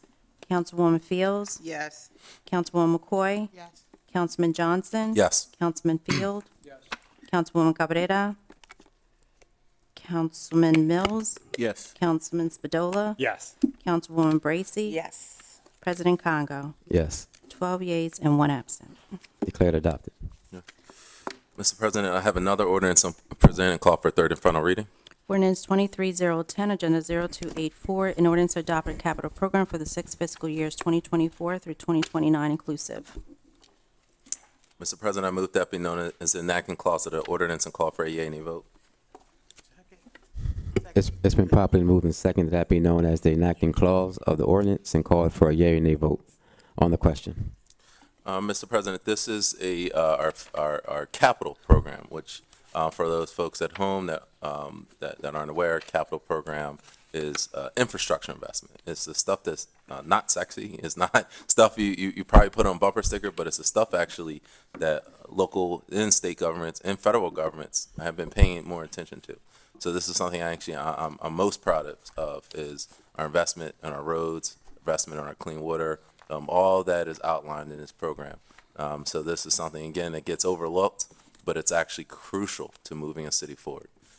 Because that's, as all of us can attest to, that's probably what we get the most complaints about: sidewalks, roads, those kind of repairs. So, I commend administration for working with us to get a really inclusive capital program. For those at home who are looking at departments, our public safety has not been overlooked with significant upgrades outlined for our fire department. Surprisingly, there's actually no capital request from the police department. And I commend Chief Campos for fiscal restraint and, using grant money to augment the department. So I think this really paints a really positive picture, and I thank the city leadership for getting this awesome capital program. So I hope everyone is in support. Seeing no questions from council members, clerk, please call for the roll. Councilman White? Yay. Councilwoman Darby? Yes. Councilwoman Oliver? Yes. Councilwoman Harley? Yes. Councilwoman Fields? Yes. Councilwoman McCoy? Yes. Councilman Johnson? Yes. Councilman Field? Yes. Councilwoman Cabrera? Yes. Councilman Mills? Yes. Councilman Spadola? Yes. Councilwoman Bracy? Yes. President Congo? Yes. 13 yeas. Declared adopted. Mr. President, I have another ordinance to present and call for third and final reading. Ordinance 23011, Agenda 0285, an ordinance to adopt a capital budget for fiscal year 2024. Mr. President, I move that be known as the enacting clause on ordinance and call for a yea nay vote. Second. It's been properly moved and seconded that be known as the enacting clause of the ordinance and called for a yea or nay vote on the question. This is a companion piece to the capital budget, so it's just a housekeeping matter that the total capital budget price tag is $65 million. Thank you. And seeing no comments, no hands raised, Councilmember White. Thank you, Mr. President. I just want to, we're voting on 23012 and 23011, is that correct? 23011. Clarification. Councilmember Johnson. No, 2311, which is the second capital budget one. All right, thank you. Thank you, Mr. President. Thank you. Let me see, which one is that? Seeing no hands raised, clerk, please call for the roll. Councilman White? Yay. Councilwoman Darby? Yes. Councilwoman Oliver? Present. Councilwoman Harley? Yes. Councilwoman Fields? Yes. Councilwoman McCoy? Councilman Johnson? Yes. Councilman Field? Yes. Councilwoman Cabrera? Yes. Councilman Mills? Yes. Councilman Spadola? Yes. Councilwoman Bracy? Yes. President Congo? Yes. 11 yeas, 1 absent, and 1 present. Declared adopted. Okay. Mr. President, I have another ordinance and present and call for third and final reading.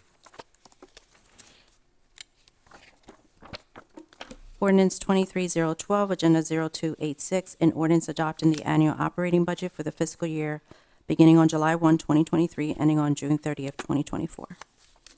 Mr. President, I move that be known as enacting clause of ordinance and call for a yea nay vote. Excuse I me. believe there's a That's substitute. Oh, Substitute ordinance, this is substitute ordinance 1 to ordinance 23-012. Substitute number 1 to ordinance number 23012, revision 1, agenda 0286, an ordinance adopting the annual operating budget for the fiscal year beginning on July 1, 2023, ending on June 30th, 2024. And at this time, Mr. President, I move that be noticed enacting clause of ordinance and call for a yea-nay vote on the substitute. Second. It's been properly moved and seconded that be known as the enacting clause of the substitute ordinance and called for a yea or nay vote on the question. Okay, this is what everyone comes here for. This is what everyone has been talking about for the past year. Frankly, this is what keeps us up at night. This is what most important duty on council. And what I can say as I sit here, I am the proudest of this budget, as this is a landmark budget. This is not just moving the needle a little bit. This is moving the needle a lot. So the highlights are, again, this is all changes were done. A lot of the mayor's budget, giving the administration credit, it was okay, but it didn't have the investment in community we needed. So what we did is, through this past 2 months, we've really sat with the administration and focused on where our priorities are. And our priorities are our neighborhoods and our people. And, any budget, if you care, if you want to know the priorities of our organization, look at their budget. And that's what we're doing as a city, where we're prioritizing people. So if we look at the big picture, it is a $182 million budget. No property tax increase as noted. This is using $5 million from our tax stabilization fund in order to balance the budget. And within the investments we're going to have in a community, we have $1 million infusion into the small business or OEDs fund. So economic development has a fund in which they can use to attract and retain businesses in our city. Well, we're putting $1 million into it, and $300,000 is being set aside for our small and minority businesses. And I get their concern. Well, yes, it goes to not just racial minorities, it goes to women, it goes to LGBTQ plus. We all have to be inclusive, and everybody is together. If you're disadvantaged in Wilmington, there will be money for you.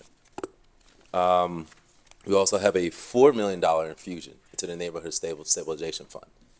$4 million. This has never happened. This is a new fund. This is something that we hope for generations to come will always be in place in city budgets. This is a Neighborhood Stabilization Fund. And what it does is it's using the lessons we learned from ARPA and how our community has benefited, and it's putting that into action and saying, you know what, year after year, we can't leave this off the table. This needs to be in place, and we need to be investing in our communities. So this $4 million Neighborhood Stabilization Fund, and I have to give credit to Vice Chair Harley and our Finance Department, Council Member Oliver, our Finance Department members who were adamant that this had to be in the budget. And so what we did is we put this in here. So $1 million we go into the land bank to continue to fortify the neighborhoods they've already making transformation, significant transformation in. And then the other $3 million is going to a new Neighborhood Stabilization Fund. And folks will say, well, what is that? What is the Neighborhood Stabilization Fund? What it is a fund that is not restricted by HUD regulations and federal oversight. So it's a fund specifically where we have the flexibility and we're not subject to restrictions. That way we can do the facade programs, emergency repair to homeowners, seniors aging in place, down payment assistance, all the programs that we've been championing for years to come. So people say, well, we put programs in place. Why is it not happening? Because we didn't earmark it. So we're finally moving forward as a council. And look, the community's been patient with us, saying, when is it going to happen? Well, it's happening now if this passes. That we're putting anybody that needs a home repair, anybody that's low income, the seniors, we hear you. And the next step, and the hardest step, if this passes, is making sure they know how to apply, and they can, and we have the systems, whether it's online or on the phone. We're going to make it easy for you so you can apply to get this money that's out there. So again, I give a credit to all my colleagues for supporting this idea. Councilmember Cabrera has been instrumental as a housing chair in getting this landmark fund.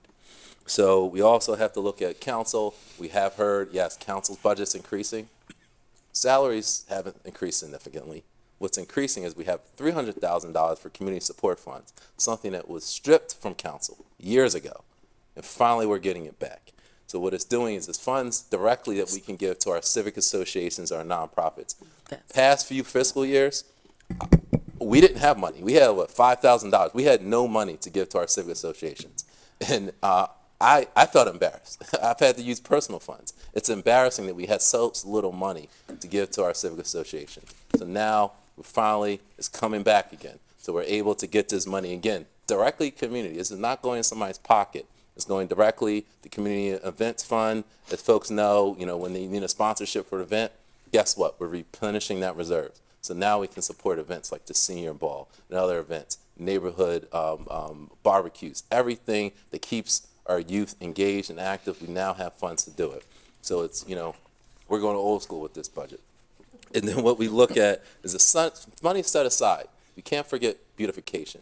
Part of what we've looked at as a city is that how can people not only do better and feel better, but how can they just the neighborhood look better? And part of it is beautification. That's citywide. So we're investing in our beautification efforts. And there is continued funding. We can't forget police. We heard about the tragic incident earlier. Bless you. We heard about the tragic event earlier. Well, guess what? There's funding for a citizen oversight board.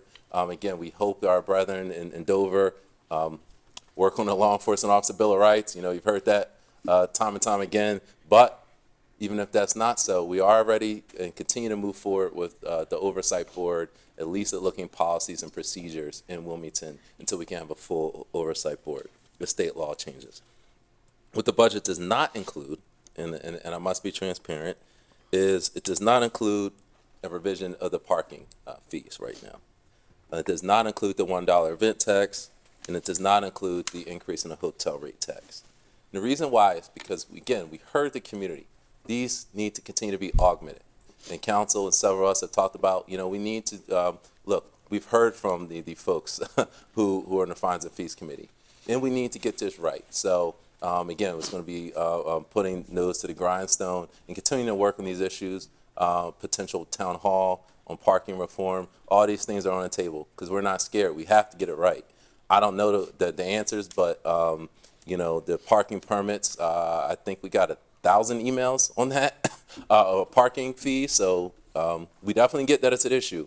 And I don't know the answer, but we look forward to the community and also Councilmember Darby's task force and help us through this and figure out how we can get that legislation right, so we can make our parking better and again make our city more inviting. Just as an aside, there is a water fee budget as well. That is $84 million. We go over it year after year. It's a $2.9 million increase, but we can't forget that this again is doubling down our clean water. Public Works Committee Chair Councilmember Oliver has many important bills. Namely, we had a $5 million infusion of the infrastructure bill into our clean water plant. We continue to double down again those I guess exciting issues, but it's the most important issues because we have to make sure our Black and Brown and communities have clean water. Because environmental justice is important. And so we are taking this seriously on council. So we look at, 5.7% rate increase, and I get it. It pains everyone to have to do that increase, but guess what? We can't play politics. We have to invest in our clean water. We don't want a Jackson, Mississippi. We don't want a Flint. So I get it. Affordability is a problem, but energy prices in America is a problem. Energy prices continue to rise and rise and rise, and the profits for the companies, Mobil and Exxon, grow. I can't change that. We can't change that on council. We can't control the cost of chemicals increasing threefold because of the pandemic. That's something we can't do, but we can't play with the safety of our citizens. And so that's why, yes, they will raise, and they will raise every year. And that's why as part of this budget, there's also a 3-year plan, because we can't put politics, we can't have politics involved in this process. Some years, mayors knew it was election, they'd say, oh no, 0%. And then next year, 12% water rate increase. That's just ludicrous. And it's not fair to our citizens. So we need to continue to listen to experts, and we need to continue to listen to Black and Beach, our consultants, and say, okay, what is it? Is it 5.7 one year, 5.8? Can it be 5.3? We're going to review it every year. But we're setting a plan so we can have a fiscally stable water system. Because again, we don't want a crisis in Wilmington. We haven't had one God willing, we won't ever have one. But we can't go cheap on this. And I get the affordability issue, and that's why we also have $250,000 allocated for a water assistance program. Did you hear? $250,000. Okay. So if you can't afford a water bill in this city, you will not have to pay. If you're low income, senior, you not have. You can get assistance. And I want to clarify that. And we're going to have a bullhorn if this passes throughout the city. We have money out there for you. You talk about the 96-hour shutoff. Well, if that is happening, then we need to figure out on council why. Is there mental health issues? Is there language issues? Does it need to be in Spanish? Why aren't you able to apply to this fund? Because the money's out there. We got a notice from Finance Department yesterday that there's state water census money, $400,000 that was unused, that expires, I believe, 5 p.m. on Friday. And we have $400,000 we got to spend in a few days because residents aren't doing it. So the 96-hour list, we need to figure out why that list exists. What are the organic issues? Not letting that person apply. But meanwhile, we're putting money and investments in this fund. So again, this 96-hour list should not exist. If you truly are low income and you truly are struggling, we hear you on council. So again, I thank my 108 colleagues for putting this in place. So I'd like to thank again, this isn't all council. I talked about council, talked about us, but we have to give credit to administration and also OMB, Director Greco and his team for leading us through this. I'd like to thank Chief of Staff Tanny Washington for, again, leading the charge, hearing us on council. And I know it was a lot of frustrating nights, but you heard us and you listened, which is important. And we continue to do this on council. We listen to the community. And I love that the public participated. I love that there were people engaged, asking questions, emailing us. That's what I love. And I think post-pandemic, this has been the most successful budget, a groundbreaking budget, and namely because we were out of offices. We were able to engage with the public. We were back in chambers, all right? And that's, the way it used to be. So again, I thank my council colleagues, and I appreciate everyone's input. And again, WITN, thank you for keeping us live and keeping us staying late. But again, thank you to Wilmington, as this is the groundbreaking between clean water and investing in our neighborhoods. This is the groundbreaking. So again, I know some of my colleagues are going to say something, but thank you, City of Wilmington. Good job, Just so you know, Councilman Johnson, you use all your minutes. For the next Closing argument. For the next three meetings. He used somebody else's minutes, too. That's true. And the Grammy goes to Councilmember Carras. I promise to be brief, and yes, he did go over a lot of things, so I'm going to reiterate a few things. I want to mention that this budget does deal with quality of life issues, and one of the biggest things is the neighborhood stabilization, which, as Councilmember Johnson mentioned, I, along with my colleagues, fought for to make sure that we can address the issues in our neighborhood, because I know that when our neighborhoods are stabilized, we see crime go down. We know that there's a housing shortage. So by being able to repurpose these vacant properties, we're already making an impact, but we can make a greater impact.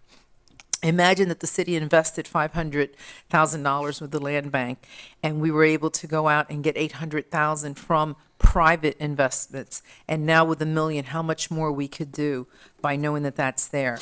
And that means more housing for Wilmington that is under HUD guidelines, which means that either when you buy the house or you rent the house, you have to follow those guidelines. What does this mean? That more people can become homeowners. We have a $15,000 down payment assistance program that's included in this budget for first-time home buyers. Our seniors aging in place, that is so important to me as someone who works in home care, because we understand the importance and how much longer and quality of life our seniors can have if they can remain in their homes instead of having to be institutionalized when their homes are falling apart and they just can't keep up with them anymore.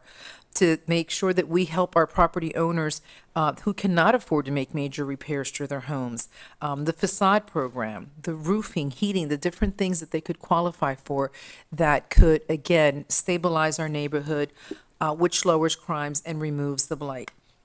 So in addition to that, this budget includes the community engagement units that have been added by our new Chief Campos, and what he's doing, providing leadership, as well as the previous leadership that we had within the police department. These community engagement units are building trust and relationships in the community. Now the community has that one officer that they can speak with, and we're seeing a big difference with the reduction of crime in our neighborhood. So I'm very proud of the work that we have all done diligently as council members. I feel that some of us became closer. There was a lot of conversations that we had, late night phone calls, sometimes 2 hours long, where we were able to discuss the things that were important to each of us and debate the back and forth that is part of passing a balanced budget.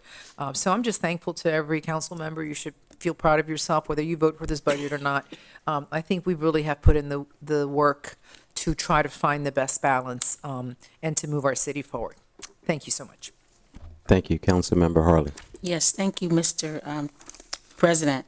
I'm not going to be long. I just want to say that since I've been on this council, this is one of the most community invested budgets that I've been a part of since being on the council for the last 7 years. It is one of the most engaging budgets, I feel, from those council members that chose to participate and to make their requests known. And when I think about the community, what the community was asking for, more beautification, more money for down payments. And again, I'm not going to go over what has already been said, but one thing is for certain and two is for sure. Is it a perfect budget? No, it's not. But when you look at this budget, you can clearly see where the community is definitely going to benefit from this budget being passed, hopefully on tonight. So I feel very good about it. It is not perfect. I personally wish that we were able to check off the box for each and every group that wanted what they wanted in this budget. But of course, everybody's not going to be happy. But we really tried. We really did our due diligence. We were at the table, we negotiated, and we did our very best. So that is one of the reasons why I'm going to sleep well tonight, is because I know that we did our very best. And I too want to thank the administration, because when the mayor started in March, none of these items that Councilmember Johnson just finished going over, the majority of those items were not in the budget, but they are now. And again, I want to thank our council members that participated and that were engaged with us being able to definitely advocate and be there for the community with this budget. Thank you, Mr. President. Councilmember Cabrera, second round. I just wanted to add that the parking tickets being reduced to 25, although they're not part of this budget, that will be forthcoming. And that will be something that we will be making amendments on. And I want to thank the council staff that has been back and forth with us, answering questions, looking into things. Marshall Bass Knight, we cannot do this budget without you. You are so instrumental in this, so thank you. Our new chief of staff, Mona, just came running in here and just took the helm and just whipped us all into shape as we were asking questions and diligently working with Marshall and others. So I just want to thank all the council members, staff, everything that you've done to put up with us, because I know some of us have been very irritable during the process. So thank you all. Thank you. Thank you. Councilman Spadola. Thank you, Council President. I will say I am happy with 80% of this budget, but it is not the end of May. It is still the middle of May, and we have time to make things better. And similar to the reason I opposed the fee increase, was to me an irresponsible council budget with the largest percentage increase of any department in the entire city. We're continuing to fund WITN and the vacant positions that are up, and even though WI-10 is operating at a structural deficit. And I think we could have even explored the possibility of a property tax rebate, as Newcastle County recently did. I think it was a novel idea because, we're competing with the county to get new residents. And if you're looking at the situation, are you going to look at a county that's giving you property tax rebate, or are you going to move into a city where the council is focused on increasing their own budget? And I think if you look from a good government perspective, I want to be on the side of, making sure we're doing what we need to do to keep our own finances as responsible as possible. So I will not be supporting it tonight. Thank you. Thank you. Councilmember Darby. Yes, I think same sentiments as Councilmember Spadola. I agree with the majority of it. This is like one of the most progressive, community-centered budgets that I have ever heard from City Council, and I want to give credit due to the community who has been putting pressure on City Council around water reform, around fees and fines reform, around a lot of the things that have been put into this legislation. It was because of the community who put a lot of pressure on us and gave us a lot of these ideas and recommendations. However, some of the things, three things that I really wanted to see. I remember last year as a city council, we took a stance and we asked for more reform in our police department, and we asked for an audit to happen, an external audit.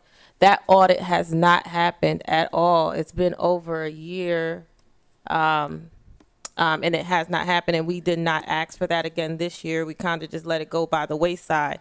It has not happened. There's a lot of reform that needs to happen within inside of our police department that has to deal with fiscal budgetary conversations. The same thing with L&I. L&I needs a whole total overhaul in regards to how we deal with housing inspections, and that did not happen in this legislation or bill. And we talked a lot about water. And my issue is the legislations or things that we're proposing do not address affordability. A relief fund is great. It provides relief to people, which is good. It's great, but it does not deal with, and I hate that the conversation is being conflicted with that. It does not deal with affordability to develop a relief fund. Is it great? Yeah, it's good. But it's not dealing with the issue of sustainability and why the real issue why people can't afford their bill. Also, council, the other legislation that's doing water, we'll talk about it a little bit later, but council avoiding their budgetary responsibilities every year to discuss water. Those are my issues in regards to some of the budgetary things that are happening. So I will be voting present.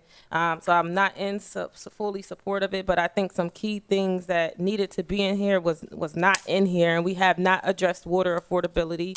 So let's not say that. We have not did L&I reform or police reform in this in this budget. Thank you.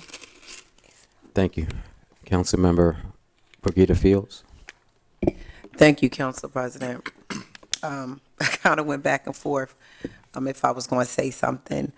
I would like to thank everyone who played a major part in making this budget go forth. I just want to say a couple of things. We are the community, okay? We live in these communities.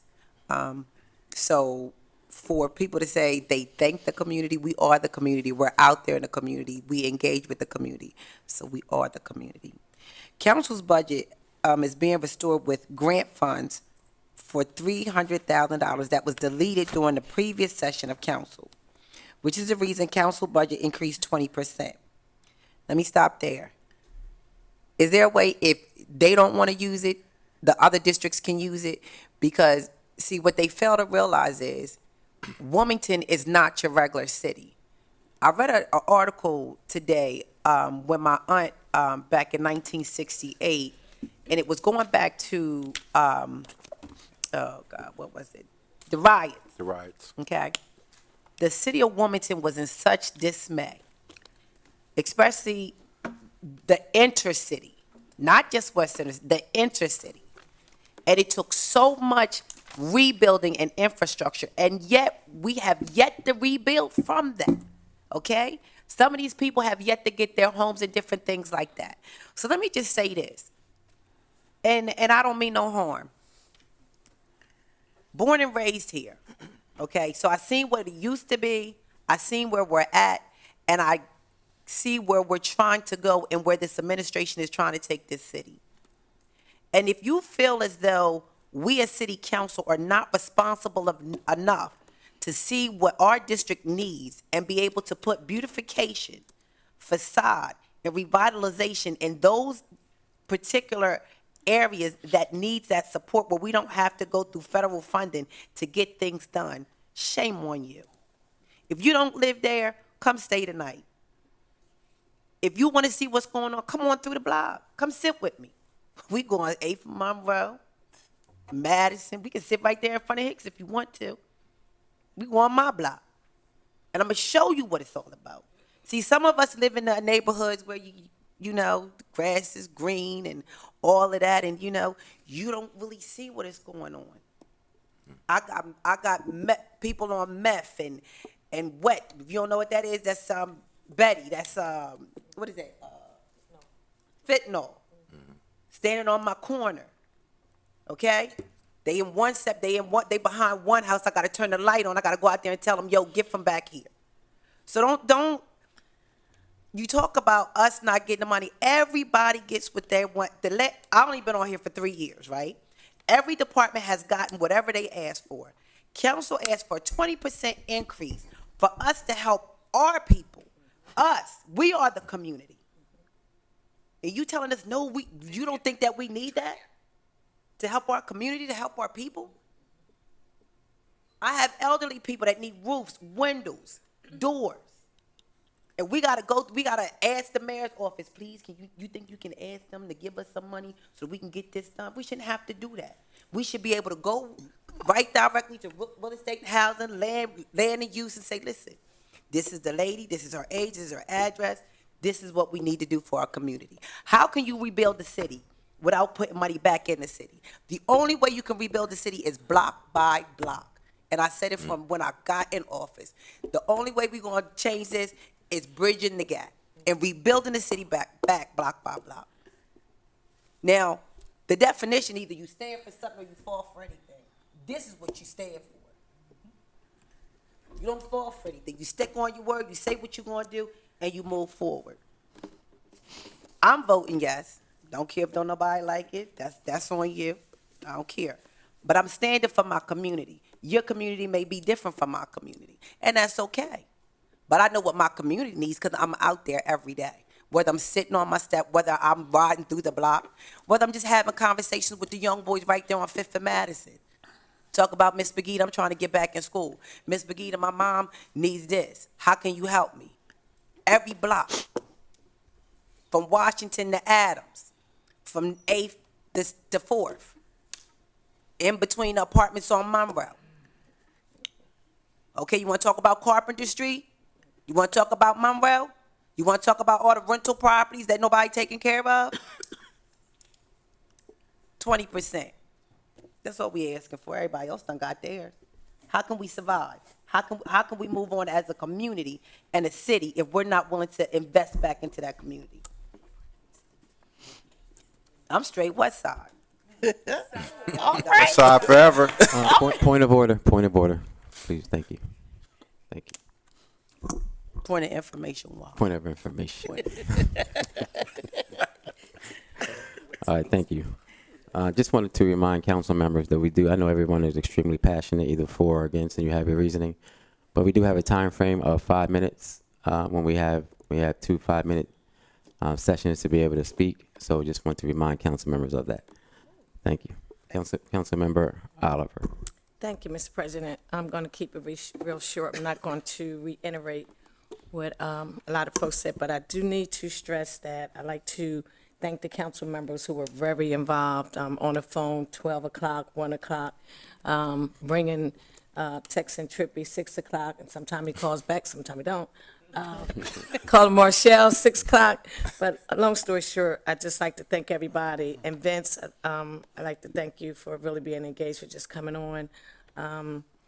And I'm not going to reiterate what Councilman Begita Phil said, but I feel just where you're coming from the area I live in, and just out there engaging with individuals who stated that they need some work done to their houses, but they didn't live on the east side.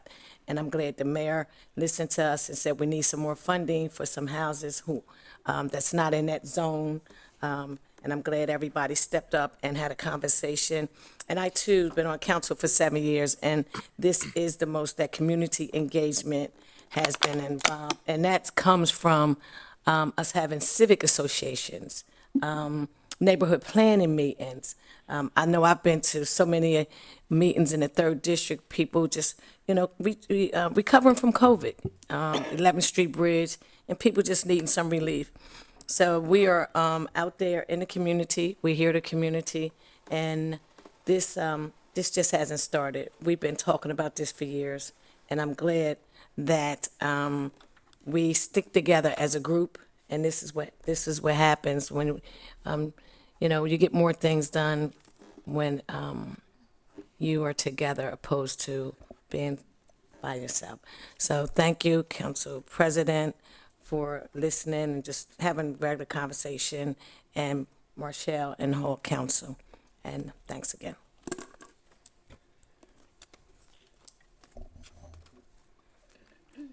Councilmember Bracy. Thanks, Mr. President. I figure I might as well say something too. Right. So I just wanted to say that I survived my first budget. And you too. And I wanted to thank all of as the newbie on the Finance Committee, I wanted to thank everyone for not only welcoming me to the team, but also listening to my thoughts and ideas and really considering, what I had to say. And thanks to all of the other council members that aren't on finance, but were a phone call away, a text message away if I had a question or a concern. So I appreciate all of you. The budget process is tedious. It is not for the faint of heart, and it was definitely not perfect. And I agree with a lot of what has been said. This has not been a perfect process. We're never going to all agree on everything, and that's just the way it is. But I do think that we've come up with a fairly decent budget. We were able to really work with the administration, question a lot, and again, we didn't get everything we wanted, and there are some things that we definitely need to work on. And I think we should take seriously the things that Councilman Spadola said and Councilmember Darby, and some of the things that we should really take note of. How do we work, together in the future to keep this going? One of the things that I think is important is that now that the budget's done, that we don't stop addressing our community needs, but we should look at, the affordability of water and utilities, but why is it that there are people that can't afford them? Why is it that there are, so let's look at the root, the poverty, the lack of sustainable jobs, the lack of living wages. Let's look at how we can address affordable housing, land bank. How are we as a council addressing the real root cause? It's not just about, if we make everything free, people are still poor. So we need to fix that, and we need to really work on that. Whatever it is that we can do to fight for jobs and to fight for, economic stability in our communities. To Councilmember Field's point, every community doesn't look like where I live, and every community doesn't look like where somebody else lives. But if we're all working together, it doesn't matter if I live in the 8th district or the 2nd or the 1st. It doesn't matter. We're all here to work together. So I thank everyone. I think we've gotten, to a good point. And once the budget is passed, there's still a lot more work to do. And I look forward to doing it all with you guys. Thanks. Thank you. Councilmember White. Thank you, Mr. President. I too, this is my first budget. I survived it, but I have to give kudos to Chair Johnson, Vice Chair Harley, and surely give kudos to the administration and the vision that the budget office has. I can't imagine the hours and times that they spent to curate the numbers that we got and to make them sound reasonable and sensible. But I too look on this as just the beginning. We need this information much earlier in the process. These conversations will continue. I don't see the budget process stopping. I will challenge the administration, I'll challenge ourselves to look at these issues on an ongoing basis. I'm not a member of the Finance Committee, but I will sit there and I will ask and I will probe. To Councilwoman Fields' comments, I can't add to them. She's right on point. She is on point in so many ways. She sent a message down my spine, 1968. I was young, maybe 18, 17. I walked these streets when buildings were burning, when the National Guard was on these streets, who would corral me at the corner of Jefferson. They corralled me on my way back to South Bridge. Bayonets pointed at me. And to think that we are questioning ourselves, questioning what to do with this money, not in the sense whether it was justified or needed, I find it highly obscene. To know, as she said, I grew up on the east side. Somebody knocked on my parents' door, grandmother's door, and said, "You got to go." We were never made whole, never made whole. But I'm not going to go there. I think, again, it's a phenomenal process. It's a phenomenal budget. It shows a collective agreement on an issue between two diverse bodies. But I have a sense that we're not the same council we were. We're not the same council we were in 2023. And with that comes great responsibility. And so we need to build on who we've become, and we need to challenge those who would change us, take us back to disagreements, to petty quarrels,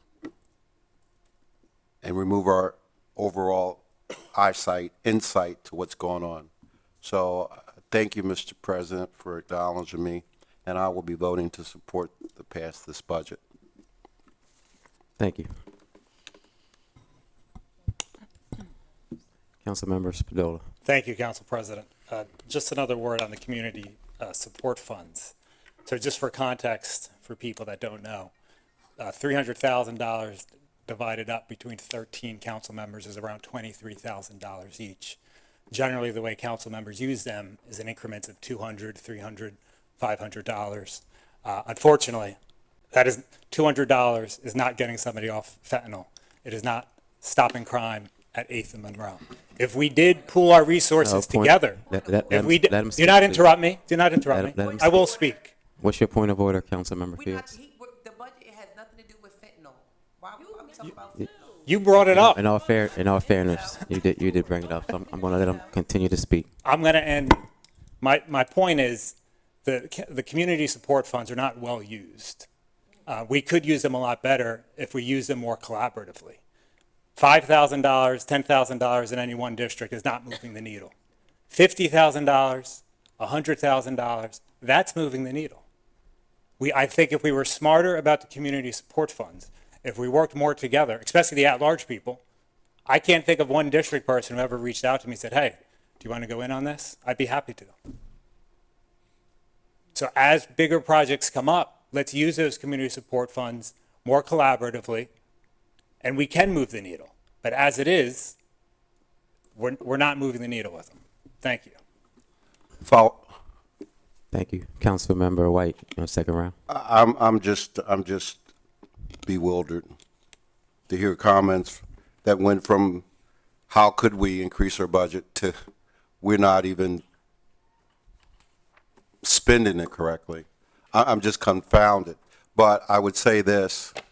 I recently funded an open street, me and Representative Nambi, for a bouncy ball. It might have cost us a couple $100 a piece.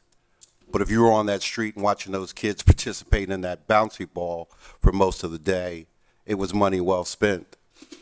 You know, it's so hard when you generalize things to the point that you give no significance to what council people are doing in their communities and how they use their judgments because they know their communities better than anybody.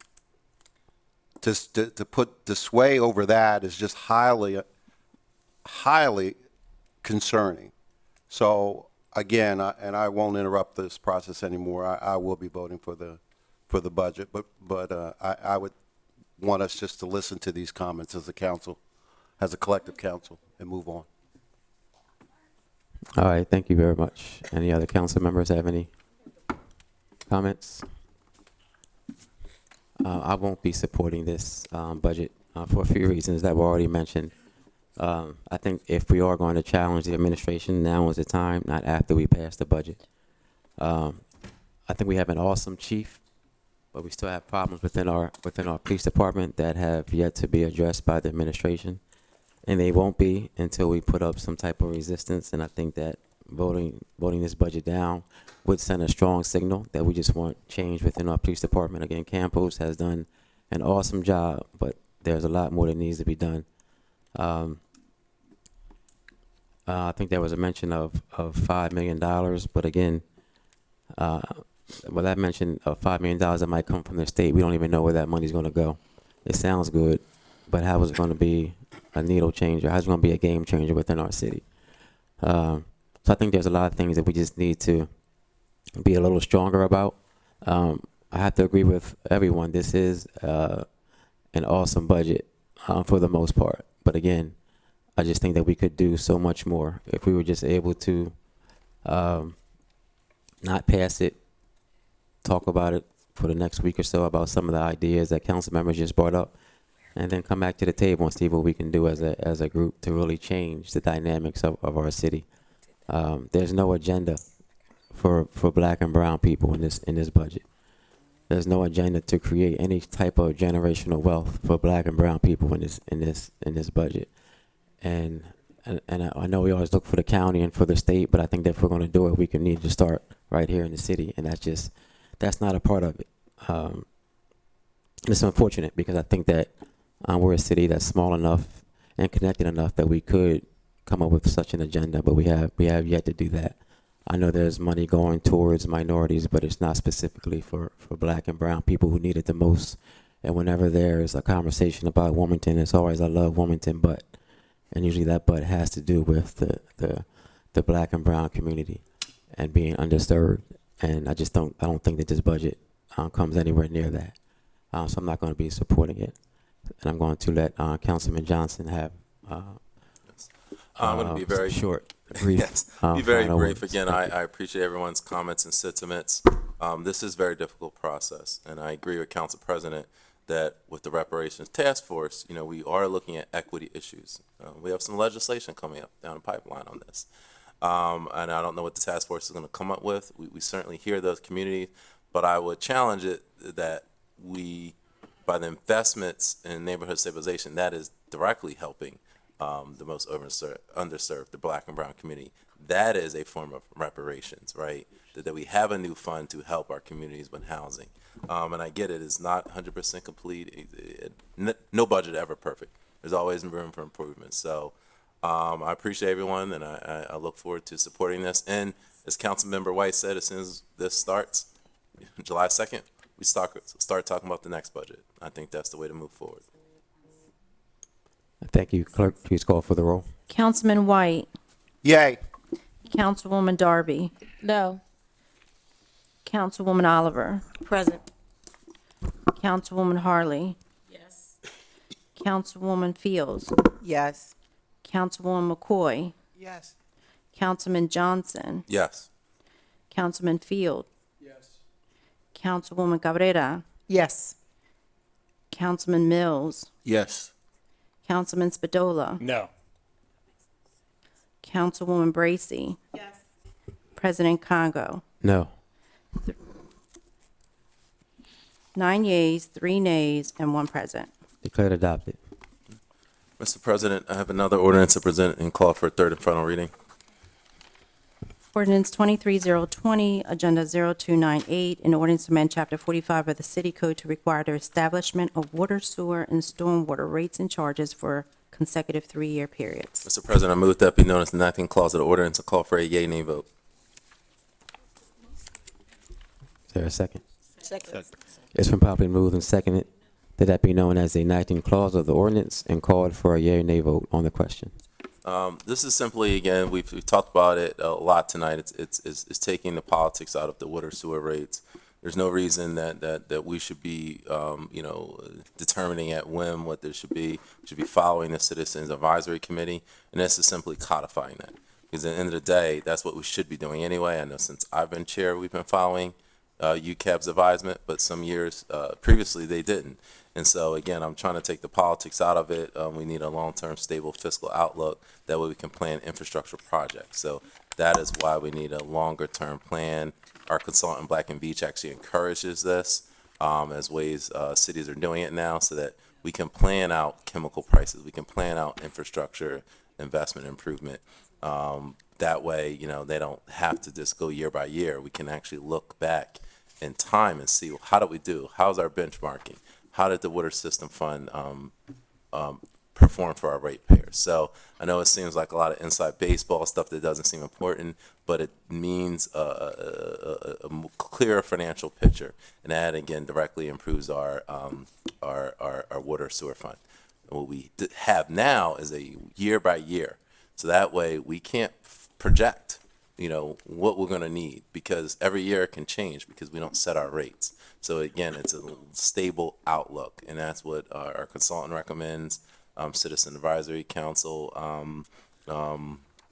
certainly is always involved. We're going to be looking at water sewer rates anyway every year, but our rates are going to be set out. So it's it seems like a small change, but it's important because it allows us to plan future projects, and that's why it's important. And I hope I can have everyone's support. Thank you. Councilmember Darby. I am not in support of this piece of legislation. One of my many concerns is that, and we keep using the word and talking about affordability and about the rates. This is not connected to changing the rates or making it more affordable for people. This is not about the people.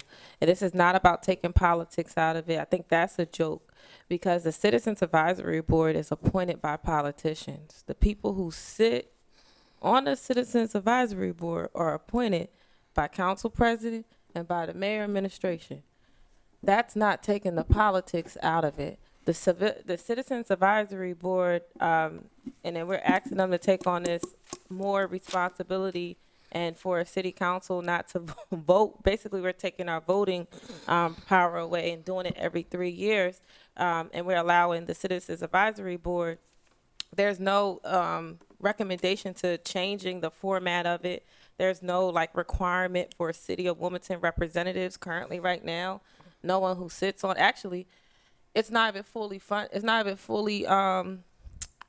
not even, there's some vacant seats, about 4 vacant seats on there. So it's not even fully staffed or fully appointed. And then you don't have Wilmington representation on there, which is a problem for me. How can people who not from my city talk about what we need? Is it a public meeting, allow for public comments? Is it recorded? Where's the transparency for me? So I will not be supporting this. This is not about the politics in it. The politics will stay in it because of how the Citizens Advisory Board is appointed. Excuse me.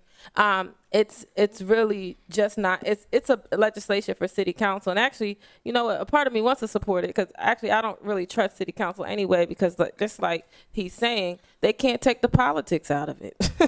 They can't come in and vote the right way for it. So it's kind of probably good for the community. I don't know, but I know I'm not supporting it as of right now, because the points that are being made does not allow for affordability. What's going to happen, instead of incrementally going up, it's going to just go up every 3 years, the same amount that it would have went up those other years. We're just prolonging the process. We really need to look at how to make water billing more affordable instead of just finding ways for us not to be pressured as city council people to do our job every year to vote on water rates. It just doesn't make sense to me to move it to a 3-year. It just, to me, takes out the issue of transparency. It takes out the issue of what we're supposed to do as city council people. I'm just not in support of it. It doesn't make sense to me. Thank you. Thank you. Any other council member, McCoy? Thank you, Mr. President. I'm so sorry. I'm not feeling well. I actually will not be supporting this bill also. And my reasoning is basically just that the consecutive 3-year period, I do feel like we still need to make certain that we're taking a closer look at it. I've always had an issue when it comes to the water and it going up annually. I still don't see how we are able to continue to keep going up annually. I do understand that we have our old infrastructure, and that is very important that we do not turn into a Flint or a Jackson, and it's been stated to me many, many times. But as we are actually receiving federal funding and we still not see any type of cost savings, it gives me pause. So I will not be supporting this bill. Thank you. Any other council members? Councilmember Cabrera.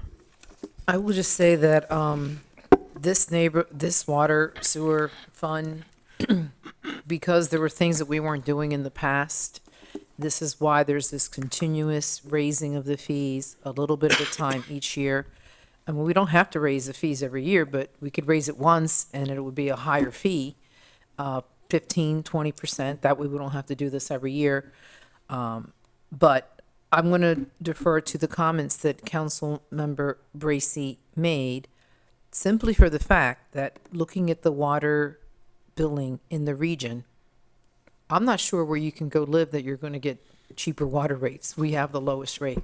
So there just isn't any other place that you're going to save any money.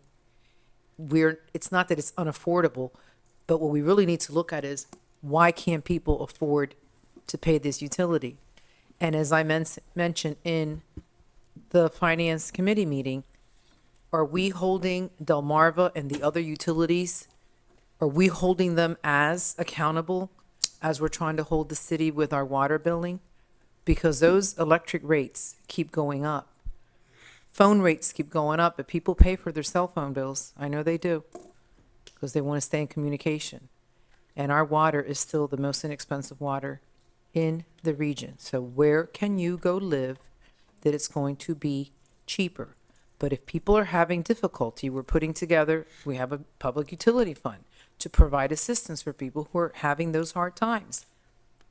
Councilmember Bracy hit the nail on the head.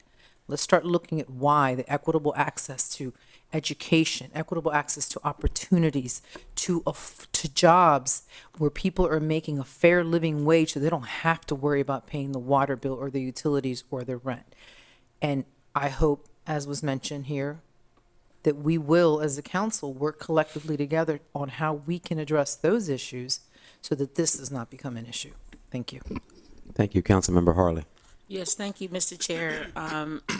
To my understanding, just because the water is not going to be going up until every 3 years doesn't indicate that we're not going to be reviewing what's happening with our water every year. So during budget, we will continue to look at what's happening with our water, and we will continue to look at the fees and what's included and what's happening. I mean, I'm hearing that it seems like there is an opinion that we're not going to do anything until 3 years, but that's not true.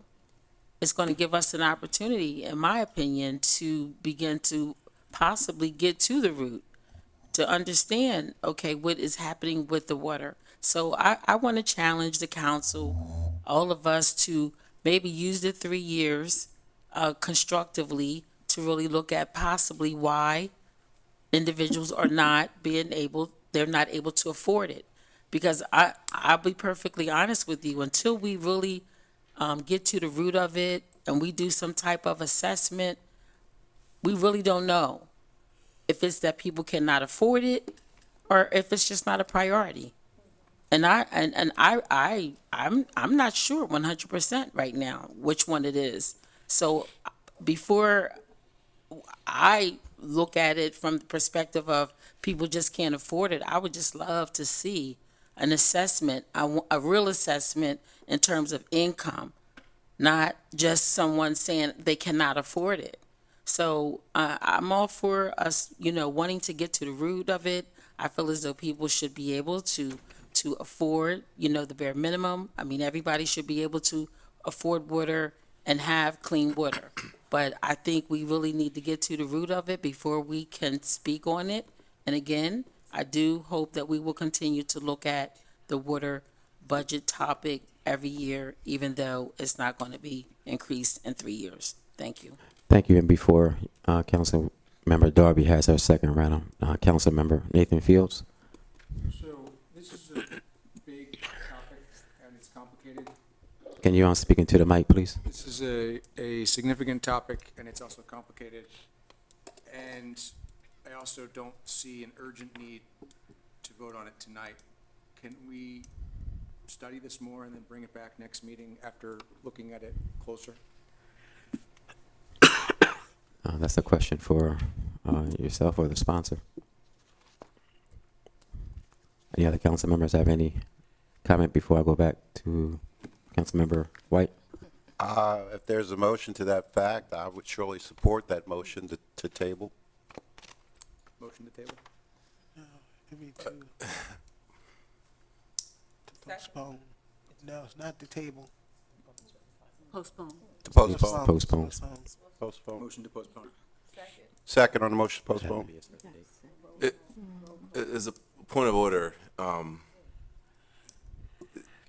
It creates complication because of the way the budget's structured. So it's a housekeeping matter, and the law department can chime in. We can certainly table it, but at this time. Roll call. Hold on 1 second, please. I am willing to hold this off the agenda, and then I think that will clear up the picture. So you're going to hold Councilmember Johnson? Okay. Thank you. So it's being held. No further comment. And Mr. President, I do have another item on the agenda. I present and call for a third and final reading. Why did you do that? Can't help it. Yeah. Ordinance 23-013, Agenda 0287, an ordinance to amend Chapter 45 of the City Code regarding sewer system rates and charges, water rates and charges, and stormwater rates and charges for fiscal year 2024. And at this time, Mr. President, I need to request that instead of substitute 1, we revert back to the original ordinance 23-013. And the reason being, given that the agenda item 0298 was held by me, we will need to, as a housekeeping matter, revert to the original item.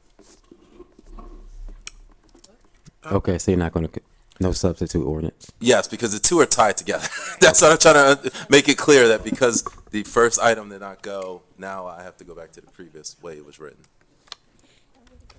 So it's just the ordinance 23-013, which this actually just sets our water rates. So we're actually just looking at a 1-year rate as we've been doing every single year. And it's going to be every year, so for the time being. So for that, I asked for everyone's support. Thank you. Any comments on the question? Councilmember Darby. So we're voting for it to be just one rate that goes up 1 year, and it's going up this year by the 6%. Is that what we're voting on? Or Correct. Councilmember Johnson. Correct. Okay. Yes. Just confirming. And seeing no other hands raised. Councilmember White. Just a point of clarification, Mr. President, and I'd like to ask Chair Johnson through you, what would the rate have been if you did not remove that from the agenda tonight? Councilmember Johnson. I believe under the original would actually be a little bit less, but now because we don't have the 3-year window. It's going to need to be a little bit higher because, of course, next year we're going to have to deal with this again, and they have to buffer in that if we don't do an increase next year, they have to fund it. That is exactly why this was presented, but it's going to have to be higher this year. Thank you. Do you, Councilmember? Yes. Councilmember Darby, did you have a question? Yes. So I'm then confused then because this is the substitute that you would have presented, and it says 6% here that I just said, but now you're saying it's just what you're saying is confusing and conflicting. It doesn't make sense what you're saying. So I'm trying to understand. Okay, got it. It interplays with stormwater rates, and the point of clarification Marshall did help that it's actually the same. It's the same, but the financial picture.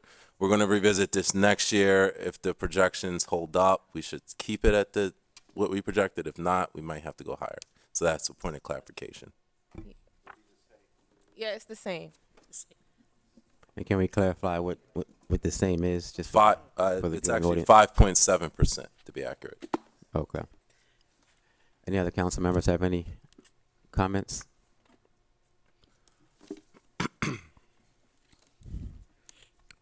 Councilman Johnson, are you ready to go to the roll? Yes, please. Okay, clerk, please call for the roll. Councilman White, Yay. Councilwoman Darby, No. Councilwoman Oliver, Yes. Councilwoman Harley, Yes. Councilwoman Fields, Councilwoman McCoy, Present. Councilman Johnson, Yes. Councilman Field, Councilwoman Cabrera, Yes. Councilman Mills, Yes. Councilman Spadola, Yes. Councilwoman Bracy, Yes. President Congo. No. Okay, Mr. President. 10 yeas, 1 present, 2 absent. Declared adopted. Two nays, sorry. Declared It's adopted. long Thank you. night. Mr. President, I have another ordinance to present and call for third and final reading.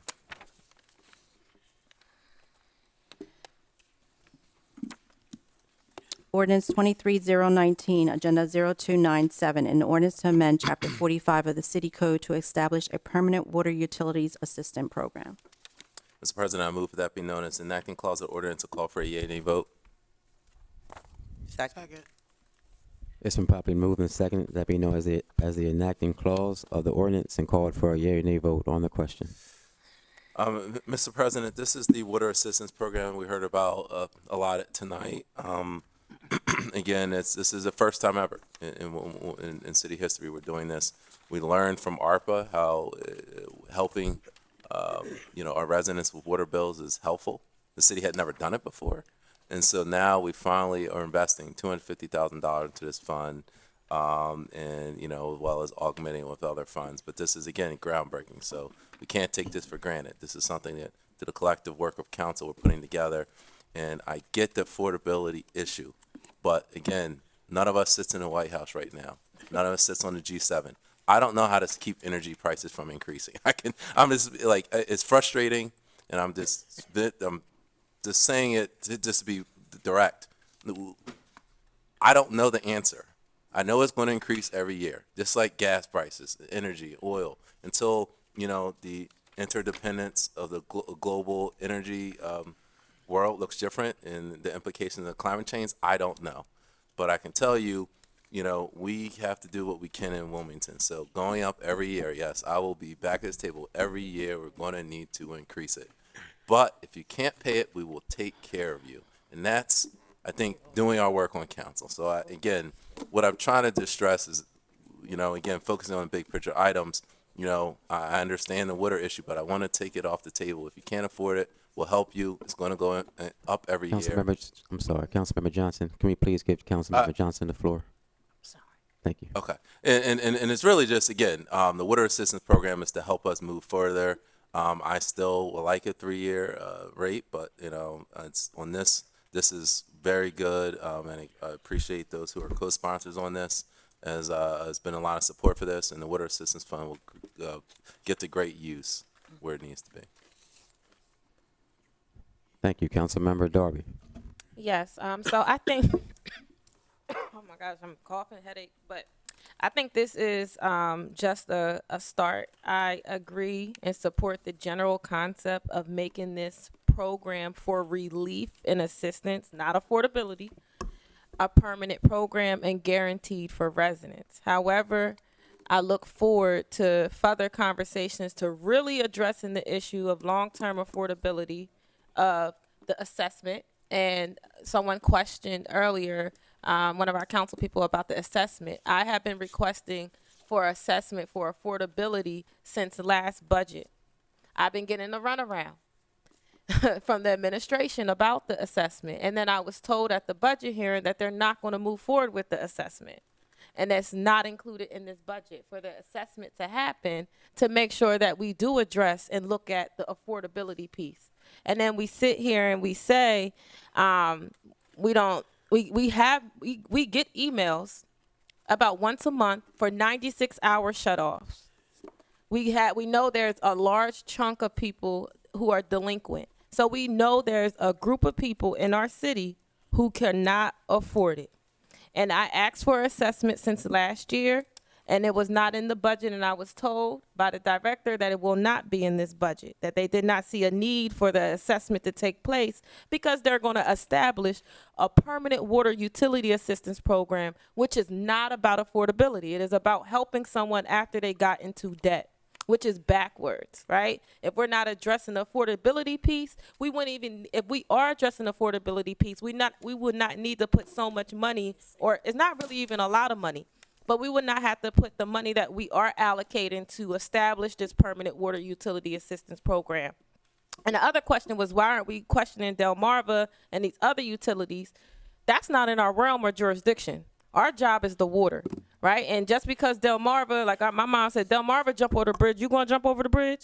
Just because they're treating people wrong and not doing the right thing does not mean we have to follow suit. So it's time that we really look at this. And then another issue I have with this permanent water utility assistance program is that it leaves a lot of open room for interpretation to what does it mean to be delinquent? How often can residents apply? Why did you choose 1,500? What happens if you don't have income? Is it for residential or is it for commercial users? Those things aren't, is it for people in the county or not in the city? Those things aren't addressed. And we talk about this admin board through the administration being able to make decisions like that. But they had this permanent water utility assistance program prior to us making it permanent. And a lot of these issues to protect renters and some of the things that I have, these questions, have not been addressed already on the admin board. So we're just going to hope that they do the right thing. And we should take our time with this piece of legislation, and we should be able to address all of the questions that are not clear in this legislation, like why 1,500? That still hasn't been explained to me. Do people who live in the county? Is this for people who reside or own properties? What about renters who have to pay for water, but the water isn't in their name? They can't apply to this. We're not protecting all of our residents. So I'm not in support of this because those things aren't addressed. And we can't just hope that the administration does the right thing. We know how that is historically. Thank you. Councilmember Spadola. Thank you, Council President. This is going to be a question for the sponsor. And just for context, I had a very good conversation with the sponsor. Earlier in the week, I mentioned how, and also in committee, how it said that the program would be funded in an amount no less than 1%, which Director Williams said that would be around $125,000 annually. And I brought up, well, is there a maximum cap in terms of, can be no more than 5% or 500,000? I just have some safeguard from a future administration, for political reasons, not wanting to overfund this.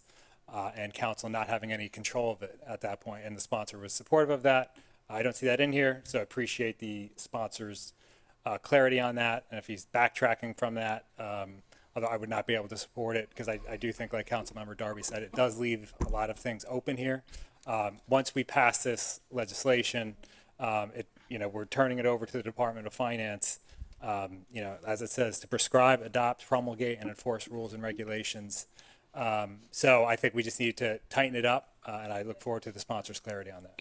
Excuse me. Thank you. Councilmember Oliver. Yes, thank you, Mr. President. I will be supporting this legislation.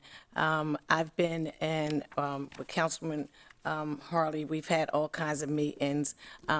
We're not a social service agency, but we do act as a social service agency sometime. And in the meetings, talking about the water bill, a lot of people said, look, it's not a priority. I used to just wait. She said several of them just wait to get a disconnect slip, and I make $50,000 a year. It's just not one of them priorities. It's not like a cell phone, et cetera. So we were asking the questions. So it's about communicating, I think, with your civic associations and talking to the people. And I did let them know about this program, and everybody was very in favor of it, even though people said they didn't pay their water bill because it just wasn't a priority to them. And I asked the questions about why isn't it a priority? It's like, well, it's just a water bill. So it's not like we're not having these discussions. And I think you have to start somewhere. And sometimes we pass ordinances and we say we're going to work on it. And I think this is just one. But to say that this is not a good, for anybody to think that this is not good for our community, I beg to differ. So I will be supporting this legislation. It has never happened before. Some of the questions, I get it, but guess what? I'm here. This is not my seat. This is the people's seat. And we had this discussion at 3 different civic associations around the 3rd district. I go out and I talk to the people, and some of this stuff, people just look at it when we get here. But it's about talking to your constituents, talking to your residents, not be about it. Don't talk about it, be about it. So I brought this legislation up in front of individuals, and they was like, they were in favor of it. So I'm going to be in favor, and I will be supporting this legislation. Thank you. Thank you. Councilmember McCoy. Thank you. I too will support this piece of legislation because it is an attempt. One of the things I do want to do is I want to commend Director Brett Taylor, because looking at that 96-hour cutoff notice, the sheet or whatever, it has shrank dramatically. When I first got into office, we were looking at people with water bills at $11,000, and it was ridiculous.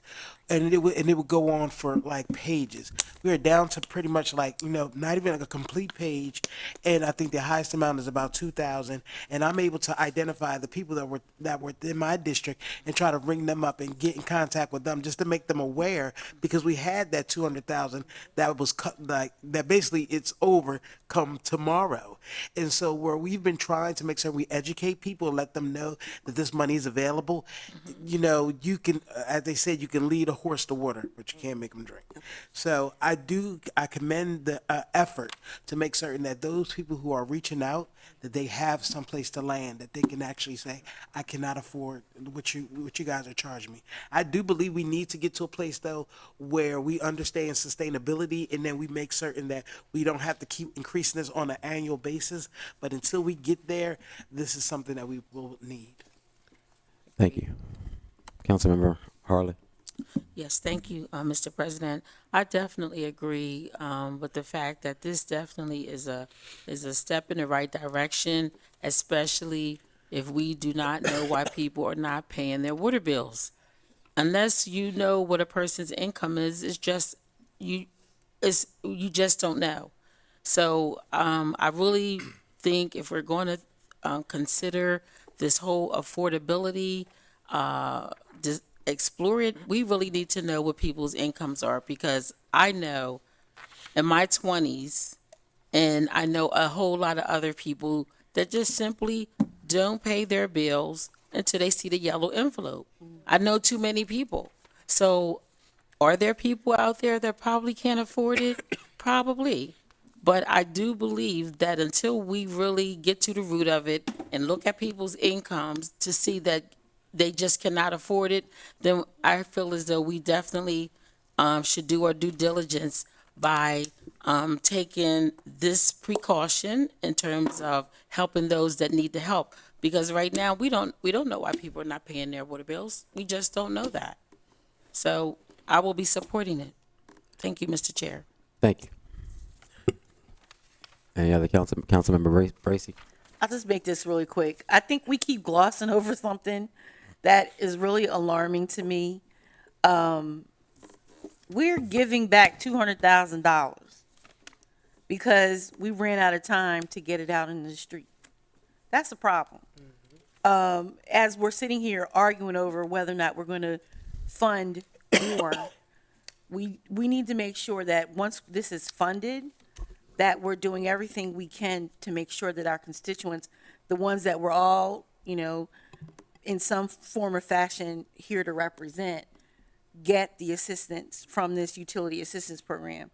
Because we're talking about whether or not the water is affordable, we're talking about who can afford, we're talking about delinquent bills, and yet tomorrow $200,000 is going back because it didn't get out to the community for whatever reason. People didn't apply, whatever the case may be. So I think as we move forward, I think the priority needs to be making sure that the communication is getting to whoever it needs to get to. To Council Member McCoy's point, Director Taylor and his team have done a yeoman's job of helping as many people as they can. And in the budget hearings, he made it clear that the $250,000 that was going to be budgeted for him, for his team for this, was not enough. So I am glad that we have this and that we're creating this fund. But I think it's only as good as those that are able to use it and can benefit from it. So I think it's incumbent upon us to make sure that we hold the finance department's feet to the fire and that we're asking the right questions to Director Taylor and his team to make sure that it gets out into the community. Thanks. Thank you. Any other council members? Councilmember Darby? Yes, Second just round. to add on to your point, Councilmember Bracy, I had emailed some listed amendments and questions that I had, and one of the amendments that I had asked for is a requirement for advertising for the service online, providing printed material, notice of assistance. That's why I'm in support of the general concept of making it permanent, but my issue is that those things have not been addressed, that a lot of people are mentioning, and we're about to pass a piece of legislation, and we're just going to hope that the admin board adds that stuff in there, right? When we, as a legislator, we can put it into the legislation now to make sure that people, so that marketing part does happen, that renters are protected, that there's a reason why we chose $1,500 for assistance, that we understand what the average delinquency of a water bill is, what amount of delinquency triggers a shut off. Like, those questions have not been addressed or answered, and the questions I asked and the amendments that I had sent. So that is my issue with the legislation, is that I think we need to work on it more, and then I will be in support of it when those questions are answered. And then after we work through it and we have all of those things, we don't need to challenge the admin board. We can do it now. We could do it today. We can work on this. We could do this in the next few months and then have a water utility, a permanent assistance program. It doesn't make sense for us to rush it tonight just because we want it to go along with the budget. Doesn't make sense to me. Thank you. I do have a question for Councilmember Darby. When did you ask for those? When did you ask those questions? I asked for these questions. This email was sent out on May 8th, 2023 at 3:29 p.m., 10 days ago. Okay, thank you. Mr. President. Yes, Councilmember Oliver. Yeah, I just wanted to make a correction and then we can move on. I called Director Taylor regarding the refund of the money, and it wasn't on us. This was on the state. So this was the state. This was not us giving the money back, or nobody knew about it. The deadline was supposed to be June of this year, and I remember that clearly when he talked about it. So this is over our head. This is the state who came back and said, oh, we made a mistake. The feds did it, A, B, C, D, and that's why the money was being cut back. It wasn't because Brett didn't get the information out in time. This was over his head. So I do want to, give him his props for that, this wasn't him, it's the state. This was federal money, and they came back and got it. Okay, thank you. Go back to the sponsor, and I'm fine. Any other council members have any comments? We turn back to the sponsor. I appreciate everyone's sentiments. I did not expect this to be even controversial. But again, I get the concerns about everything's not fleshed out. We have to pass the ordinance. And we have to work as a team to help craft. Well, how often can somebody apply? I don't know. That's not determined yet. We still need to do the admin board process. I appreciate everyone being involved in that and helping craft the policy, how to make it accessible. We have to work on all those things, as Councilmember Bracy said. So, that's the next step. So we have to pass this as our duty, and then we can worry about implementing that. And to Councilmember Spadola's concern is that the check and balance, and after confirming this, is that we have to pass the funding every year of what that line item is. So if some mayor wants to go wacky and put $1 million in it, well, guess what? We still have to. That has to be a line item. So I believe that's the check and balance.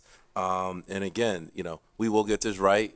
We will certainly will put it together a program that the community has access to, but we got to pass this first in order for that to happen. Then we can get the things moving. And as a point of reference, it is this will be accessible to county ratepayers as well, so they will have access to it.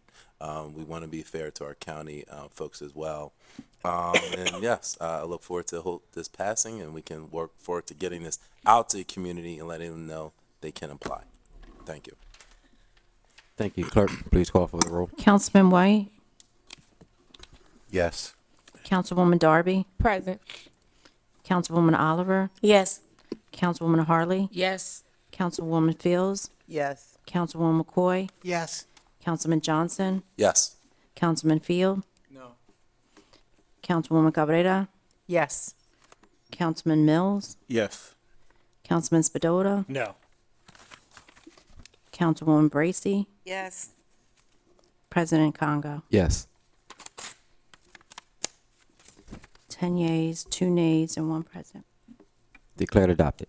Thank you, Mr. President. May I be excused? Yes, you may. Thank you. Councilmember Cabrera. Mr. President, I have a resolution to present. Resolution 23022, Agenda 0303. Whereas the City of Wilmington is an entitlement community for purposes of the Community Development Block Grant Program, the Home Investment Partnership Program, the Emergency Solution Grant Program, and the Housing Opportunities for Persons with AIDS Program. And whereas the United States Department of Housing and Urban Development regulations require. Mr. President, I move this resolution be received, recorded, and filed, and adopted by a yea and nay vote. Second. It's been properly moved and second that this resolution be received, recorded, filed, and adopted by a yea or nay vote on the question. Mr. President, this resolution is being presented by the administration for City Council's review and approval. It is more of a housekeeping item as we file this annual action plan budget with the Department of Housing and Urban Development. It does include funding for a lot of our community development block grants that help a lot of our nonprofit organizations that have to deal with issues of housing. As you see, some of the organizations that are mentioned are the Community Development Block Grant Program, the Home Investment Partnership Program, the Emergency Solutions Grants Program, and the Housing Opportunities for Persons with AIDS Program.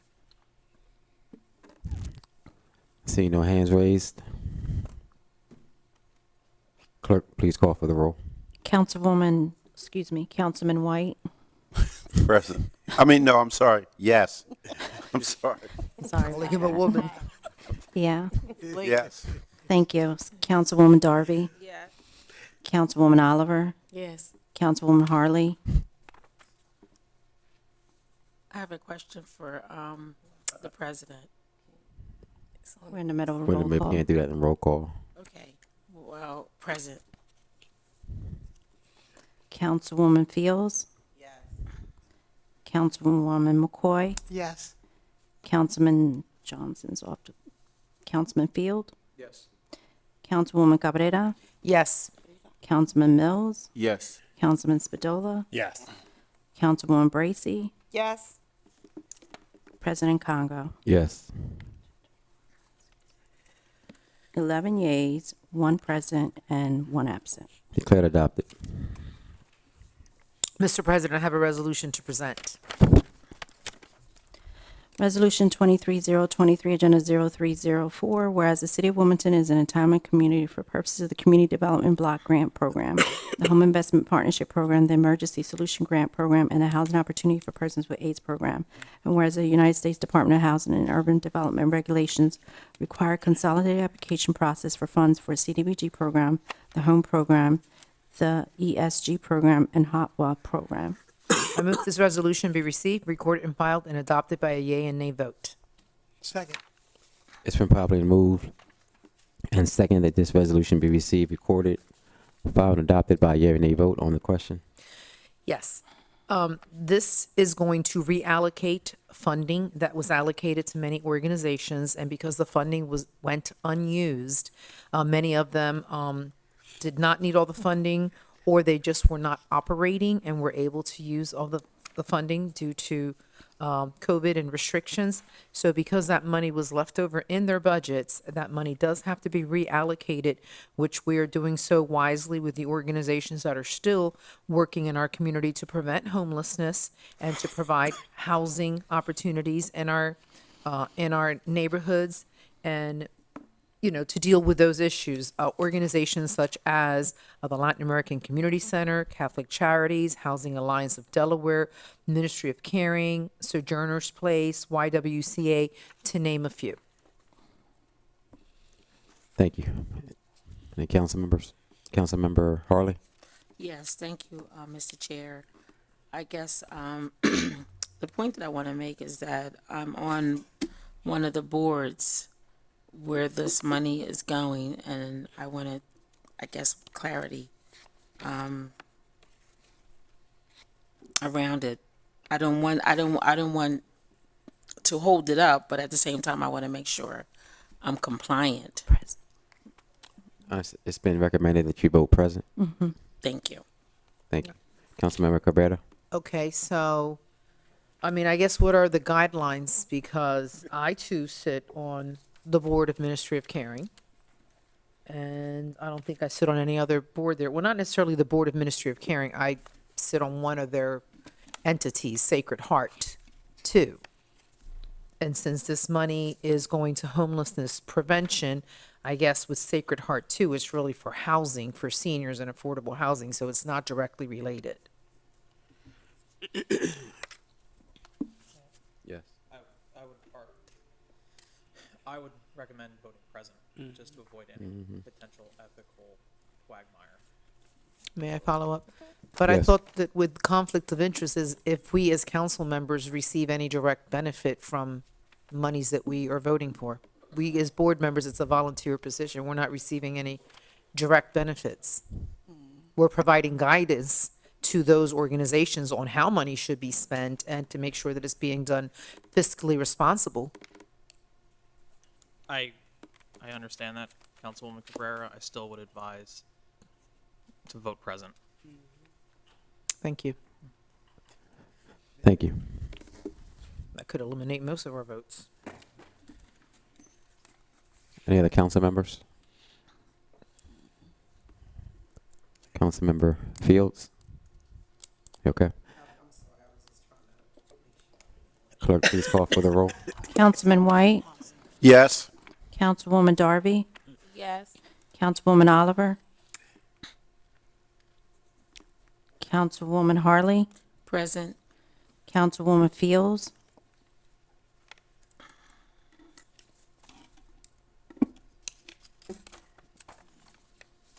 Councilwoman Fields.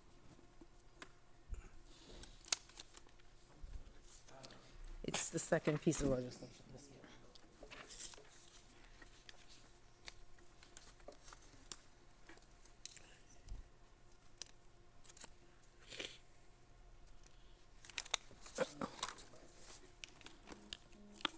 Excuse me.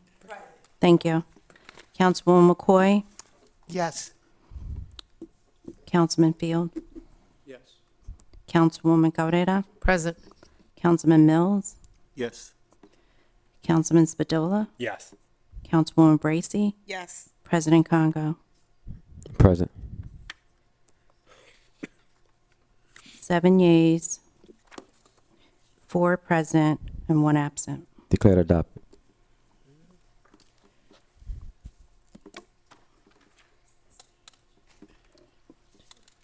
Councilmember Spadola. Mr. President, I have a resolution to present.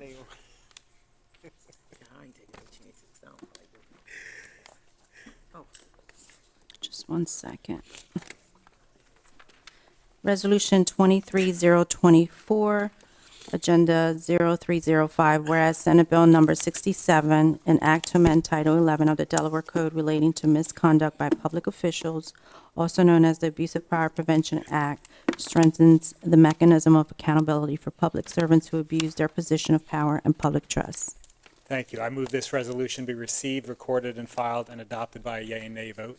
Second. It's been properly moved and second that this resolution be received, recorded, filed, and adopted by a yea or nay vote on the question. Thank you. This is to show support for Senator Sarah McBride's bill, Senate Bill 67. She's doing a lot of work to promote ethical and good government down in Dover. And as it is right now, official misconduct is a Class A misdemeanor, which is what elected officials are charged with when they, commit a crime. But it's only a Class A misdemeanor. This one introduces, it allows official misconduct to be go up to a Class A felony. It essentially makes the punishment fit the crime depending on the severity of it. I'm not going to get into the weeds of it, but it's just a more appropriate charge than just as a Class A misdemeanor. Thank you. Councilmember McCoy. Thank you, Mr. President. I got a chance to read this resolution, and this is something more about what I had asked for the last time we had a conversation, and I truly support this, and if I can have my name added as a co-sponsor. Thank you. Councilmember Harley. Thank you, Mr. Chair. Mr. President, I agree with Council Member McCoy in terms of this being a whole different topic, and I definitely support increasing the charges in this situation, and definitely do not support abuse of power. So I would like to also be added as a co-sponsor. Thank you. Any other council members? Clerk, please call for the roll. Councilman White, Yay. Councilwoman Darby, Yes. Councilwoman Oliver, Councilwoman Harley, Yes. Councilwoman Fields,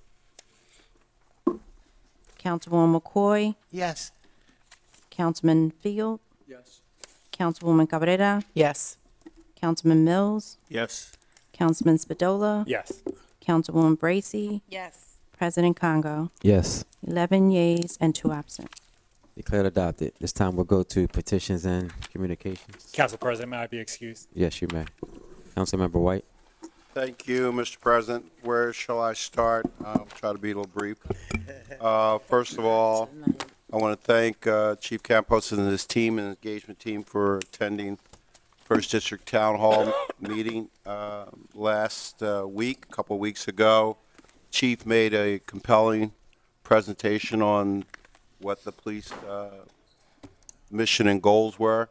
The community pushed back and asked for communication on use of force issues, on quality of life issues, and some other issues. So I believe the dialogue was very good. It's things that we can hold the commissioner, the chief rather, accountable for.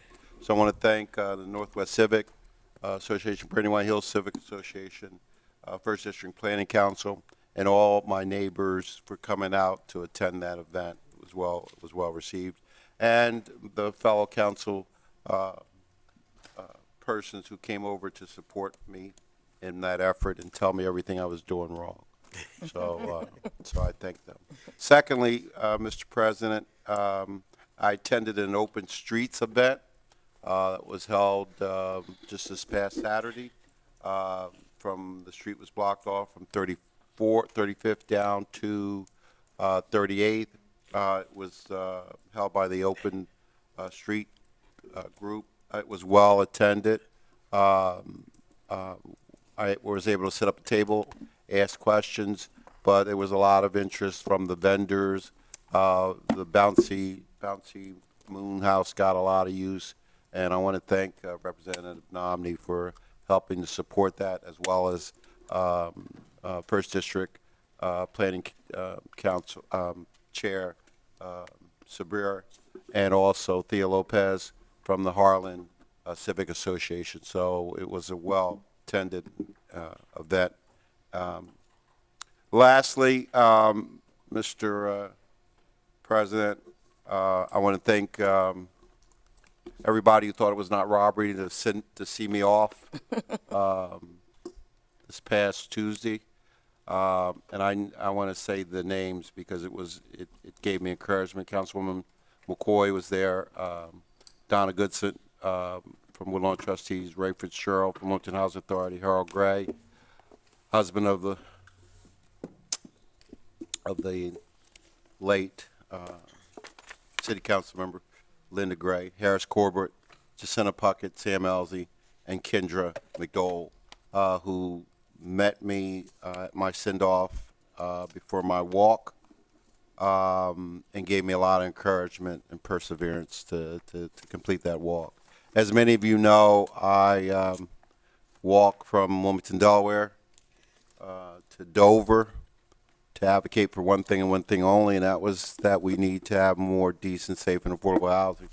We need a wide range of housing needs. I got an opportunity because of my state representative nominee to speak to the General Assembly after my ordeal and let them know that I believe Wilmington has done its fair share to home and house persons with low to moderate income.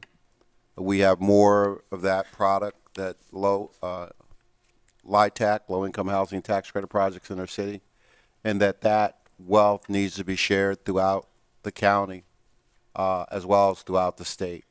And this is not to say that, in my opinion, that it is not a useful product, but we should not be warehousing black and brown people in one section, one zip code, one area.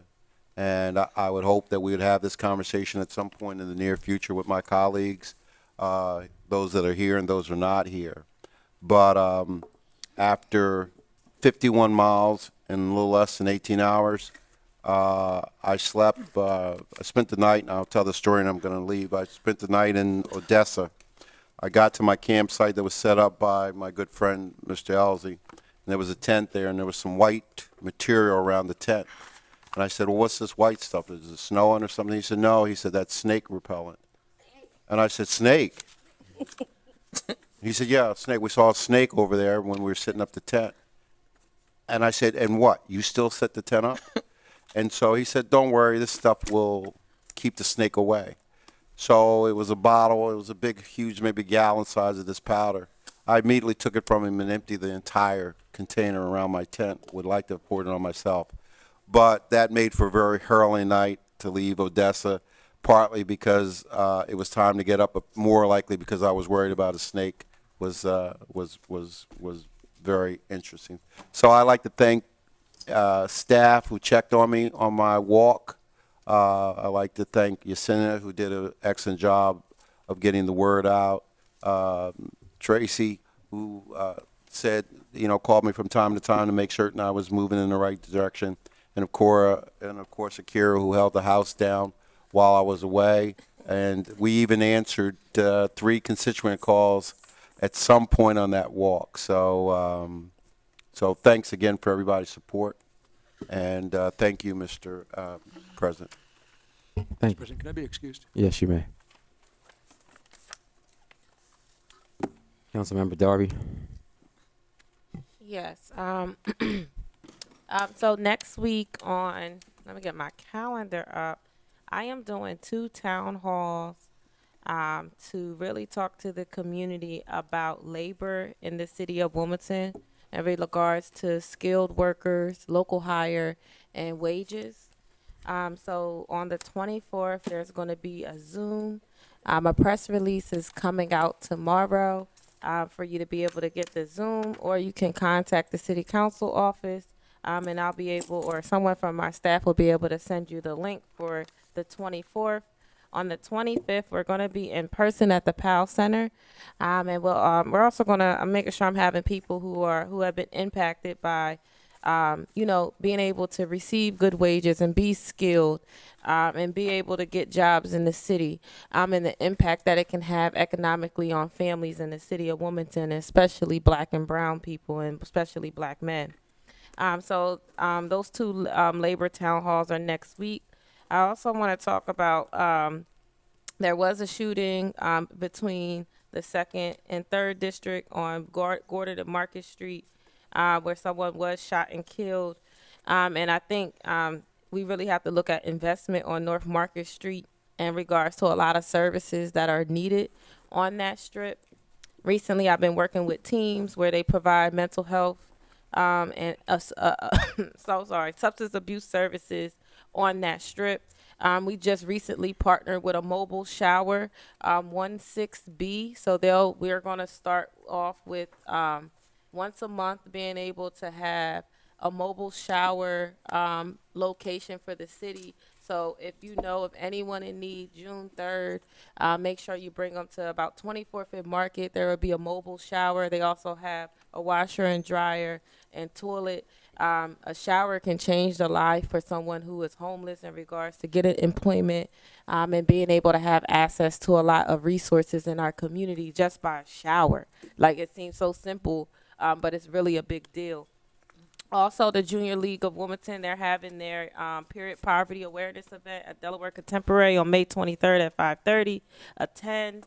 They're doing great work around the awareness of period poverty and what it means to be a person who menstruates and having access to products. And again, I just want to say congrats to all the graduates across the city. You guys are doing it way bigger than we ever did when I was going off the prom. It is like a whole thing. So congratulations to all of our graduates from high school, college. So just keep up the good work. And I have a headache. I was trying to bear through. Can I go? Can I be excused? Yes, she may be Thank you. excused. Councilmember Oliver. Sure, thank you, Mr. President. First, I'd like to congratulate Councilman Vince for his 51-mile walk. I called him several times, but it went through his voicemail. I guess he was on the phone with Akira, but I did leave me some messages. I can't say I was a little scared. Secondly, I'd like to thank Senator Darius Brown for the safe surrender, that over 500 individuals were able to get their cases taken care of, warrants taken care of, and even the child support. Keep telling the story. The guy had $250 child support when he went in there. It came out because he's been laid off for 2 years, and he didn't know how to go file the papers or just scared to deal with it. And he came out on $75 a month. So sometimes you just need to go have a conversation with people. Thanks, a lot of people from Sussex, Dover, everybody came out. And I'd like to thank CTAC and Community Service Court, Miss Bernadette, who was in here tonight. She had some people out there in the AG's office. Secondly, I'd like to thank all the city council members who I asked her, or they asked me, or we talked conversation about the $100 gift cards for Heron and Kings Plaza. Thank you, Mr. President, and everybody else who participated. Most of all council really participated anyway. And if not, we always help each other with different events. But I would like to say that, Heron Manor and Kings Plaza, they have had some hardships in there because of COVID. Everybody know they're older buildings, but they do have someone now that's doing some repair work in there. So a lot of them were just happy and said, look, we don't have nowhere to go, but we appreciate just having a roof over our head. As Vince, Councilman White did his walk, it's hard to find housing. So I was just glad the Kingswood Community Center helped us with that. Saturday, it's a big event down to the Brandywine, which is called the Shad Fest. And if you have any kids that want to practice fishing, they just little shads, bring them down there. Or it's just a family and friends day. They do a 5K walk. But at 9 o'clock, 10 o'clock, from 10 o'clock to 2, down at Brandywine, if anybody wants to come down there, it's free of cost, and it's something nice to do. And that would be all. I'd like to be excused. Yes, you may. Councilmember Harley. I don't have any announcements, Mr. President. You, Why want, are you you, shaking? you wanted to leave, didn't you? Yes, sir. We won't have a quorum. One, two, three, four, five. Sorry. We need 7. You're right. You're right. You're right. You're right. I don't mind Councilmember- staying if we don't have a quorum. Councilmember Fields. I just have a few things, Council President, thank you. Junior, I don't know if somebody read this, Junior League of Wilmington, Delaware, Save the Day, period, priority awareness. Councilmember Fields, if you can speak into the mic, please. Okay, can you hear me now? Yes. Okay. Junior League of Wilmington, Delaware, Save the Day, period, poverty awareness event, Tuesday, May the 23rd, 2023, from 5:30 p.m. to 7:30 p.m. The Delaware Contemporary, 200 South Madison Street, Wilmington, Delaware, 19801. One of my constituents sent that to me, so I wanted to make sure that I bring that to everyone's attention. Also, tomorrow, myself, I am sponsoring, it's called the New Moon Journaling Event. And I sponsored this event with Books and Bagel, which is a black minority mother who owns this bookstore, to help women journal, learn how to journal. If you don't know how to journal, this is a place where you can come and just learn how to put the pen to paper. The journal that we're using, it is by a black author. She has QR codes to help you begin how to, like, if you get stuck on a page, there's a QR code, you hit it and she'll come up and it'll tell you, how to start or whatever. I'm learning about journaling. They said journal on the new moon, so the new moon is on Friday. There will be mocktails and smaller d'oeuvres, and it's going to be from 6 to 8. Let me see, I wrote the address down. Hold on. 7th and Harrison, 1139 West. I'm sorry, may I speak? 1139 West Harrison Street. Thank you. Thank you. But again, I did sponsor 10 free books for those women who wanted to go. There was 20 spaces available. I think we are at 13 individuals so far. I figure we can spend $50, $70 on nails. Why not spend $20 on a book where you can write your thoughts down and make some things permanent, and set some goals for yourself? Because I'm used to using sticky pads. So I can write something on it and throw it away. So this is just helping me. I want to help others in the community, because we all have busy lives. And I just think it's important for us to start writing things down and making it plain and setting goals for ourselves in the community and as mothers. Oh, my quotes. You know I had some, right? Mm-hmm. Thank you, sir. Wait a minute. I got some quotes. Sorry, everybody. I got... Oh, shoot. Okay. There is power for change greater than a community. Wait, I'm sorry. There is no power for change greater than a community discovering what it cares about. Margaret S. Wheatley. The greatness of a community is most accurately measured by the compassionate actions of its members. Coretta Scott King. Thank you. Thank you. Councilmember Cabrera. Yes, I would like to remind everyone that the mini Grand Prix is in Wilmington this weekend. It'll be held in downtown Wilmington. It runs the 19th through the 21st. There's a series of activities and events, starting with Friday the 19th. There's the Monkey Hill time trial, so people can come out, enjoy the vendors, the food trucks. So that'll happen over in Brandywine Park at Monkey Hill. And then on the 20th, there's a spectacular race. So there's a lot to do. At 11:15 in the morning, there's going to be the mayor's bike race, so anyone who would like to participate. I have yet to mount the bike that I won last year at the employee health fair, but I do have a helmet. I just feel like I need pads and other things so I do not get injured in case I were to fall off the bike. So I'm not sure that I can do that ride with the mayor. Governor's Ride is on May 21st. So there's just going to be a lot of activities, things for children, families to come out and enjoy the good weather. Also wanted to remind folks that this fund to get help with your water bill, we have to use up these monies by the end of this month. So please, if you are delinquent or behind 90 days with your utility, your water utility, contact the City of Wilmington Finance Office, apply for this help. I also believe that's if this fund covers if you're back on rent and mortgage. So this is money that's out here that you can use, and we will have to give back if we do not use it. And that is it for me, Mr. President. Thank you. Councilmember Mills. Nothing tonight, Mr. President. Thank you. Thank you. Councilmember Bracy. Nothing tonight. Thank you. Thank you. And just want to remind everyone that our health challenge ends on May 29th.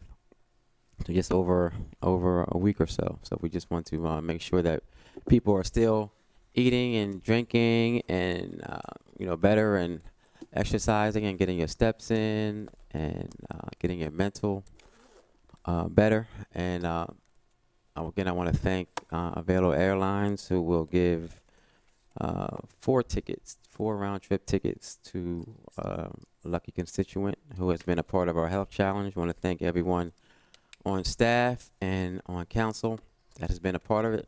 Just trying to lead by example, living healthier lives. I think nobody has done that more than Councilmember White. Where's the tickets? Thank you, Mr.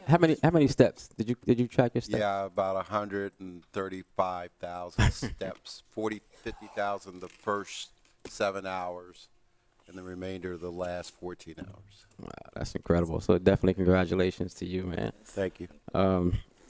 Again, if you want to get in contact with me or any of your council members, please call us at 302-576-2140. Our number is 302-576-2140.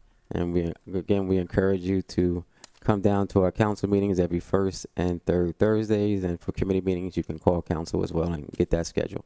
Councilmember Fields, you just want me to wrap it up? You just spoke. I'm going to be first. I'm sorry. So moved. Continue. Second. You guys are ready to leave? No. All right. I guess. I accept the motion to adjourn. So moved. Second. Point of order. Properly moved and second to adjourn. All in favor signify by saying aye. Aye, aye, aye, aye. Well, motion carried. Thank you, everyone.